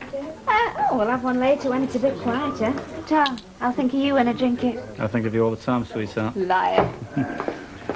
So, what's wrong with it then? Not a lot from where I'm standing. That van of yours. I heard it this morning. It sounded worse than mine, if that's possible. Yeah, well, the exhaust's gone. Another couple of bits and pieces. Trouble is, we've got this problem every time we take it to the garage. Oh, what problem's that? They want paint. Can't afford not to have it done, though, can you? Yeah. Well, Ken, look, I come in here to forget me problems. Do you mind? Sorry. You know, wet blow. Yeah. Did I hear you say one for yourself? No. It's a bunch. So go on, you were going to tell me why Gail came round to your house. I was doing no such thing. You were asking why Gail come round to my house. Well, if you can't tell your best mate. There's not to tell, Vera. Well, she didn't look exactly joyous as drink to me. Oh, all right, if you must know, there was no punch-up, no chucking plates. She just come round to talk to Brian about his trip to York with Nicky. Is that all? Oh, so they are still talking to each other then? Of course, they're still talking to each other. As a matter of fact, since they come to terms with the situation, they seem to be going on better now than they had done before. Oh. Hey, did you hear that? Maybe we should give this divorce like a bit of a try. I'm sorry, Jack, I don't happen to think divorce is anything to joke about, all right? Said! Wrong flaming thing as per usual. Hi, mate. Oh, no, not yet. I was just beginning to enjoy myself. Oh, look, I'm sorry about today, honest. Listen, I'm warning you. Just one word about that flaming telescope. There won't be, I promise, it's been sorted. Hey? You're not going to believe this. Yes, Curly. Oh, a pint, please, Gloria, and whatever Terry wants. Same again, please, Gloria, love. I'm not going to believe what? Mrs. Bishop's only made it up to me, hasn't she? I'm not with you. She's given me the money to pay off the HP. She what? Straight up, practically forced it on me. She said she'd feel a lot better if I took it. And she meant it as well. She'd have been dead upset if I'd have turned her down. So what do you reckon to that? I reckon that some blokes would land on their feet if they were dropped head first down a mine shaft, mate. Thanks, love. Thanks, love. You mean to say she's just come up to you and give you 440 quid? Just like that? Yeah, I can hardly believe me luck. Look, be a minute, OK? All right, mate.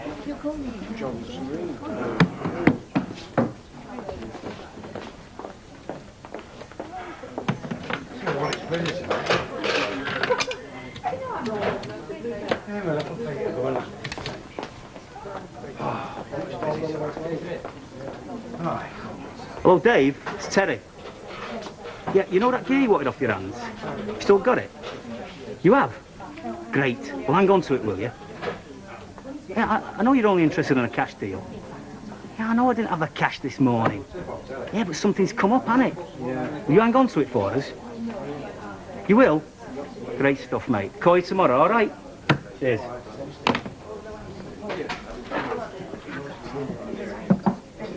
Yeah, mate. That mine? Yeah, I'm telling you, I can't believe my luck. Neither can I, mate. Cheers. Cheers, mate. Any luck? Good bit of Caribbean for Christmas, Mrs. W.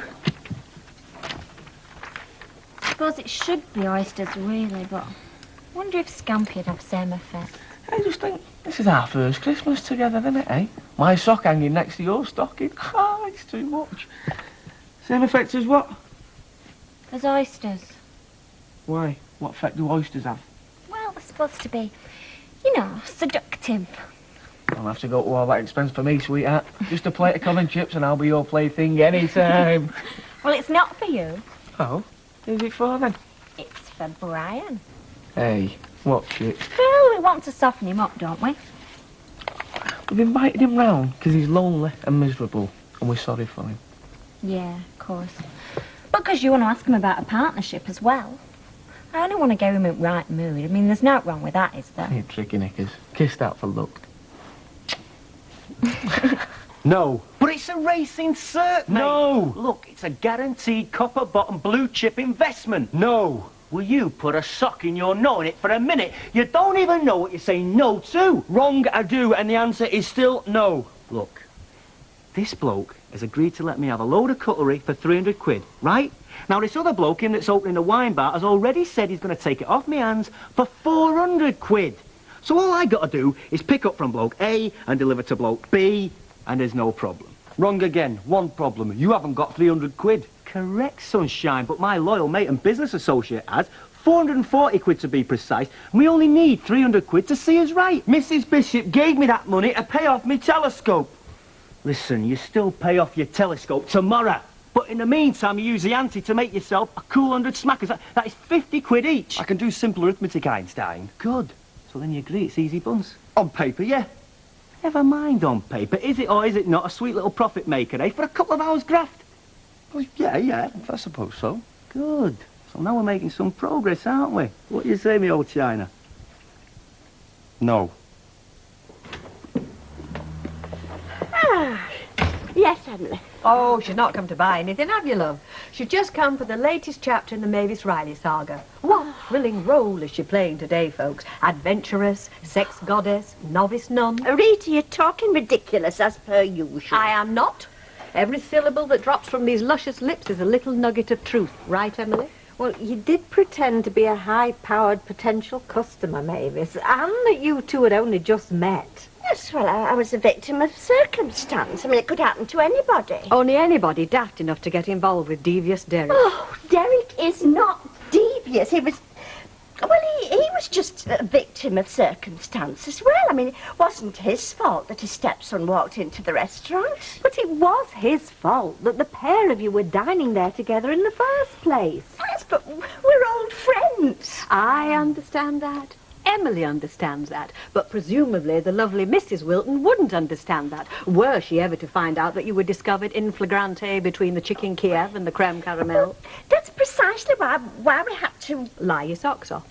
choose an expedient course of action. Hey, Emily, what are we to do with her? Rita's right, Mavis. You want to be more careful. Oh, what a tangled web we weaved, etc. Oh, still, we've all broke the rules a time or two. So long as she's learned a lesson, no harm done. Eh, Mavis? No, none at all. How about going on Elf Farm, kid, for a week? Just you and me. Give up, are you on Elf Farm? Well, why not? It look great in a leotard. 24 hours without chips and you'd have withdrawal symptoms. Besides, they're dead expensive. Well, you meet rich fellows there. I don't want to meet fellas, rich or otherwise, thank you very much. My life's complicated enough as it is at the moment. Well, you're never too old, you know. Joan Collins does that. Shall I go out and come back again when this subject's fit for a little lad? Yeah, she looks after her body with all them aerobatic exercises. And Victoria Principal and Princess Di. Oh, so you reckon a few push-ups and you could look like them, do you, Vera? No, not like them. I've got different colour hair for a kick-off. Hey, listen, love, I didn't know you were coming back. I've only brought in for 2. I can open a tin of beans if you like, so no trouble. No, thanks, man. I'm meeting Kevin at pub. Only I forgot to tell you, I won't be in for my tea tonight. Him and Sal have asked me around there. Oh, bless them. I bet they're enjoying playing house while Hilda's away. Yeah, a bit change for you, love. Company your own age. Oh. Yeah, you must get really long, okay? Not really, Vera. I mean, there's plenty of birds, only too anxious to take pity on a bloke on his chod. Robert! Hey, this is Brian! He's only pulling your leg, aren't you, love? Yes, keep doing your knee bends, Vera. Ta-ra. Sure. You all right, Glory, lovey? Oh, yeah, I'm just a bit down. I feel dead throaty, you know. All I need's a bad cold. You want to get into bed with some hot milk and honey when you get home. Yeah. Stood you up, has she? As experience as gold, that one's unknown to me, Blondie. Oh, who were you waiting for on pins, then? Well, not someone of your, if you'll pardon the expression, sex, as it so happens. Oh, all right, then. Be mysterious. I'm not that interested, you know. I'm just trying to make conversation the way we barmaids are supposed to. Isn't that right, Betty? Look, you must know I'm waiting for my business associate, all right? No need to be snappy with her. She's not feeling too well. Well, I'm not feeling too brilliant myself. Oh. Hey, you're in the market for ideas. If they're any good, yeah. What do you having to drink? Hey, go and sit there, Ken. I'll get on for you. Oh, thank you. Oh, tomato juice, please. Hey, what do you mean if they're any good? No, I think you should get into nostalgia. Do a series on old Weatherfield characters. I mean, there must be still a few about. Yeah, there are, and most of them come in here. Come in, Nesbit. Tomato juice and half a lager, please, Jack. No, come in, Nesbit. He's a character. He used to be the firewood man round where I used to live when I was a lad. Now, everybody knew Gummy Nesbit and his horse. Now, as soon as I saw it at the top of our entry, I'd get a big lump of bread and get to our back door. Now, as soon as that old flea bag spotted it, it'd be off, like the clappers of hell, pulling all the washing down the ginnel. All the women would be screaming. Gummy would be running behind, everything and blind. It'd be a right pantomime, I tell you. Oh, yeah, and I bet you were popular. Oh, I had a fair sense of humour, yeah. So if you want to know out about old Weatherfield, now, well, Gummy's the fella for you, isn't it? He's still alive, then? And kicking, talking about his horse. And where would I find him? I'd fix that all for you, Ken, no bother. Would I get my picture in the paper? More than likely, yes. Tomato juice and a half of a lager, please, Jack. Now look what you've got me into, an interview with Gummy flipping Nesbit. Well, you never know. If you're lucky, you might even get to meet the horse. Did you get to the bank? Can I have a flaming drink first? Did you get the money? 300 quid. Look, count it if you don't trust me. I trust you, my son, I trust you. Now, what are you having to drink? It's my shout. Oh, that's big of you. No, I'm paying. This is strictly an investment. By tonight, you'll have it all back, every note, mate. Plus 50 quid profit? Plus 50 quid profit. Well, all I can say, mate, is I better have had. Otherwise, you'll be mine as a partner. Better not to mention a few little bits and pieces. Oh, Mavis. Hello? According to Martin, you are a wow in the kitchen, is that right? Oh, well, I do have a certain flair in the culinary department, I must admit, but how does Martin know? Well, obviously, you're famous spread. Anyway, can you give me any ideas for an amazing pud? You know, nothing too complicated, but Some art fellas are guffawing. Do I detect that your new hubby has something of a sweet tooth? He'll eat anything in, bless him. He's quite happy with timpers and custard. But tonight I've got a visitor, so I want to have a bash at something special. Oh, look. There was a nice recipe in here for bread and butter pudding. Now, that's a firm favourite with most men, isn't it, Gail? Always was with Brian. Yeah, but is it easy, though? That's the main thing. Simplicity itself. I'll go through with it again. Oh, it's all right, Mavis. You serve Gail first. Oh, all right. Only want some greaseproof. We've run out. I rushed off our feet this morning. I think they must have put us in the new good food guide. It's either that or it's Phyllis's new scent. Oh, it's nice to see you with a smile on your face again. Yeah, well, got to get on with things, haven't you? Yes, I have. Thanks very much. So, do I detect that there's some improvement in your situation? No change. But at least we're not at each other's throats all the time. See you. See you, Sally. Bye, girl. Bye. Oh, and it's a shame. Oh, I do hope they get together again. Oh, I didn't know where to put myself when she said it was Brian's favourite. Well, it's in what's coming tonight. I mean, you don't know whether to say out or not, do you? Because it looks like you're taking sides. Oh, I doubt it. I should think Gail would be only too pleased to think that people are asking him round. I mean, it must be... Oh. Right, oh. Where do you want him? Well, I was expecting a delivery. Well, according to this bit of gubbins jar, cabin Rosamond Street, right? Yeah, that's right. Look, I'll not wait. I dare say I can figure this out for myself. All right. 27. Thanks very much. Right. Thank you. What is it exactly? General stationery. Diaries, you know. Oh, well, we haven't ordered any diaries yet. Oh, I'm going to get on to Prothero's. I mean, I object to this sort of precious selling, and I know Mrs. Fairclough. Prothero, no, love it. Not to do with me, that. I'm from Hawthorne. Oh, well, there's definitely a mistake. Because we don't deal with Hawthorns. Oh, you just hang on a minute. Is the number on? Yes, it is. Oh,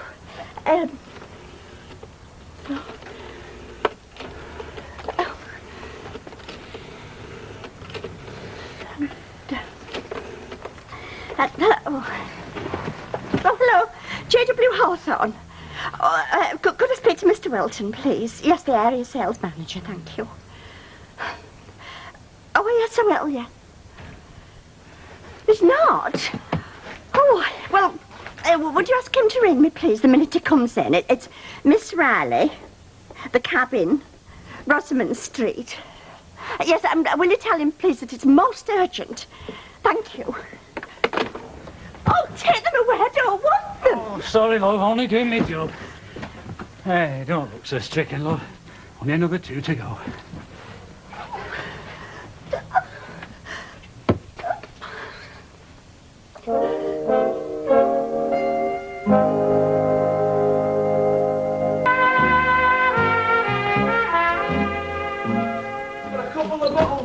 Okay. Oh, what did you get, a red or a white? One of each, and a few cans. Great. Oh, isn't this fun, Kev? It's like we're really married. Yeah, really married, clockhead. Well, you know what I mean. Do you think it'd be going over the top if I put a couple of candles on the table? It's only Brian. Yeah, I know, but I want to take his mind off what he's eating. Why? What are we having?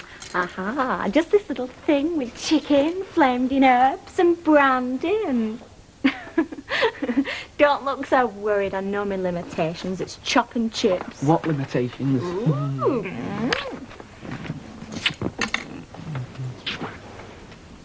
Oh, come on.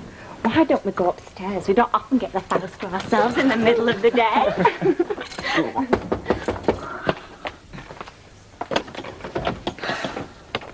Hi, Brian.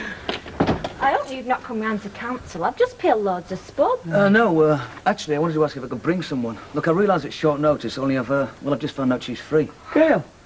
No, it's not Gail. Yeah, great. Why not foursome?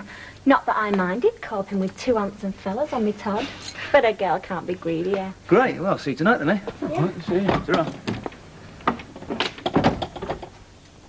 Well. So much for poor old, lonely, miserable Brian.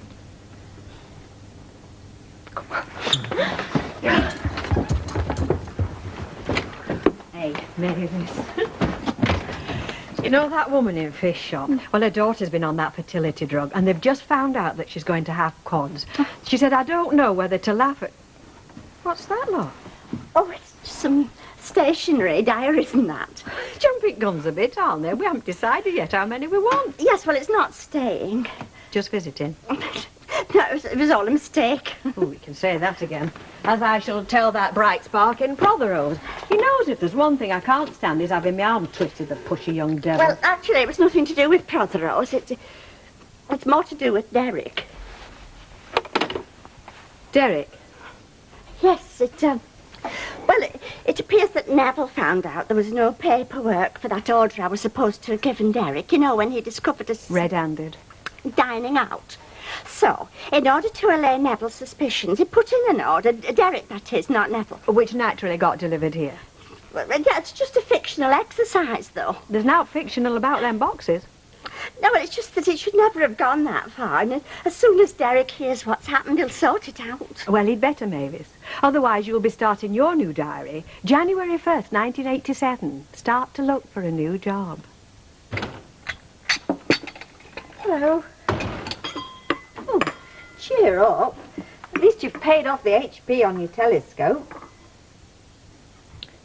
You have paid it off, haven't you, Norman? No, actually, no. We've been that busy today, I've not had a chance. Every day you delay, the interest charges accrue. That's why I gave you the money. Now, promise me you'll see to it first thing in the morning. Yeah, okay. We are still friends, aren't we? Yes, of course. Well, that's all right, then. Now, if you'll just see to this, I'll go and get the vegetables organised. It's shepherd's pie. Great.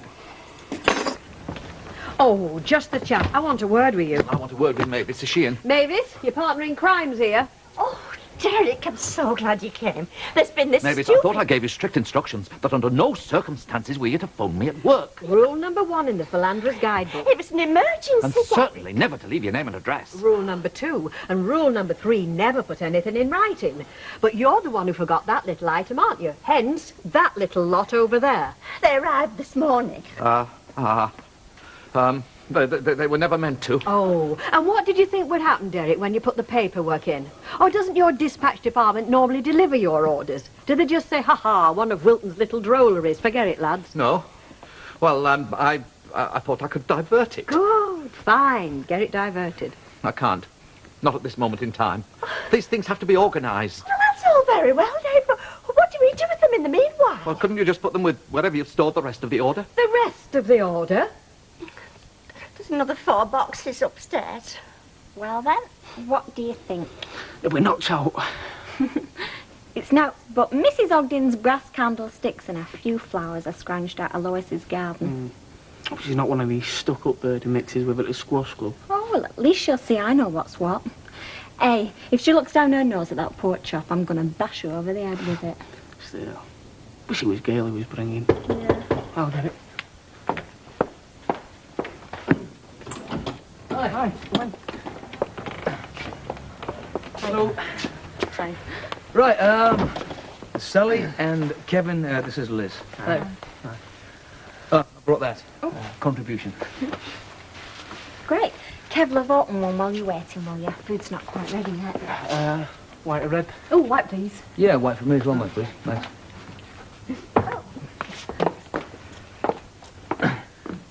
Oh, yes.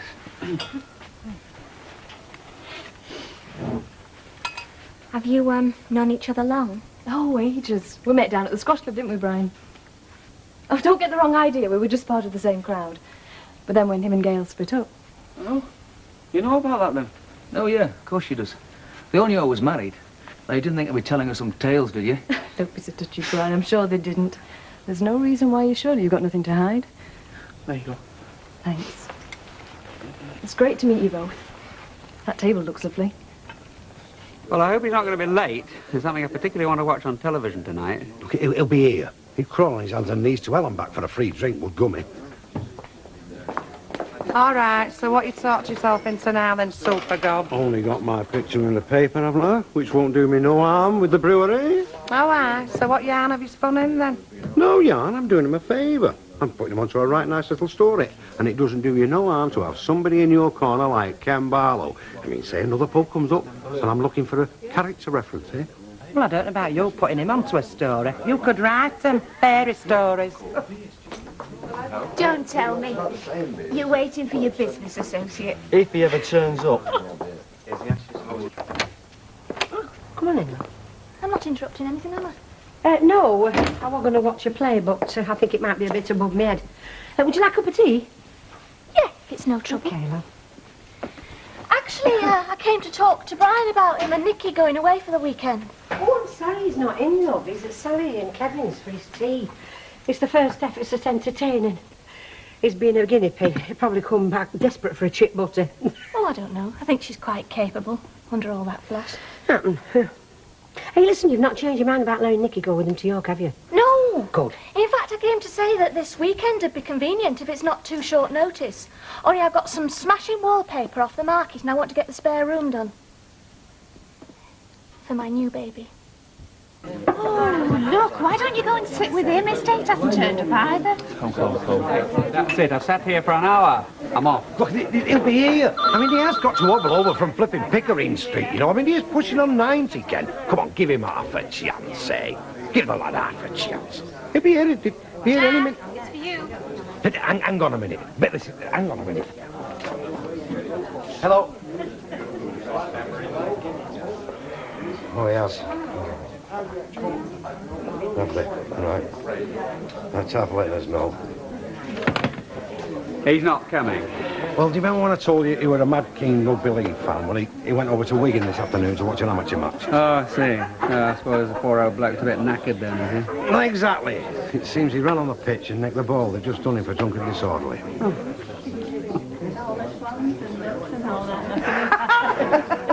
Not in the leg. Mrs. Duckworth, are you sure your Teddy didn't leave a message for me? Well, I told you, just gobbled up his tea and he went straight out. He said he'll be back in half an hour. Well, that was at 6 o'clock. Where the hell's he got to? Oh, how do I know? What's up with you?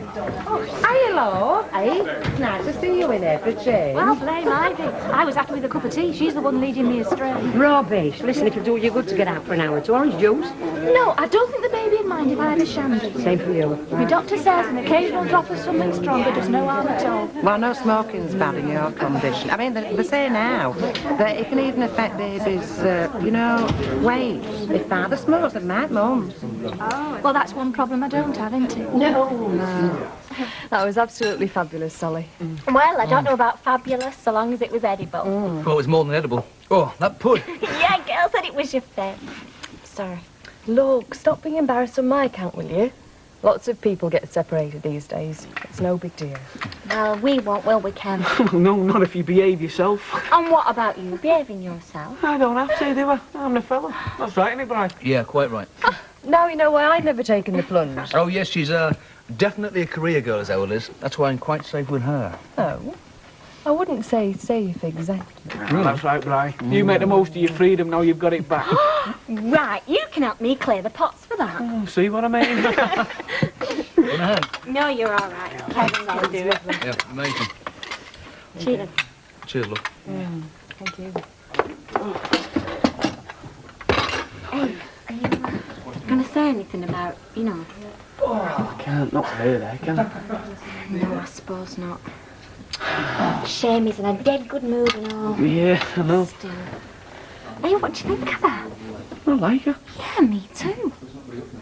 How much do you like her? Not as much as you. At last, where the hell have you been and have you got the money? Yes, I've got the money. 400 cash? 400 in cash. Oh, great. Terrific. Well done, partner. Thought I'd botched it, didn't you? No, not at all. Not for a minute. I just wondered what was taking you so long. I'll tell you what was taking me so long, mate. The van only flaming packed up and left me stranded in flaming Hardwick, didn't it?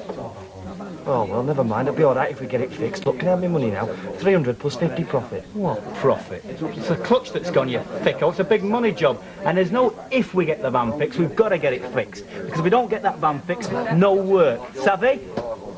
Now, do you mind if I have a drink? I said, shut up, will you, right? It's given us a great night, so the least I can do is buy you all a brandy to finish it off, right? But I don't even drink brandy. I know you don't, but Liz does, don't you, sweetheart, eh? It's only what looks if I'm going to start knitting again, doesn't it? Rum and coke, 2 brandies, please. What's he thinking of? 2 brandies. I've no idea. But you can tell him from me there's no way he's taking my kid away for the weekend. Not with that little set-up. Not in a million years!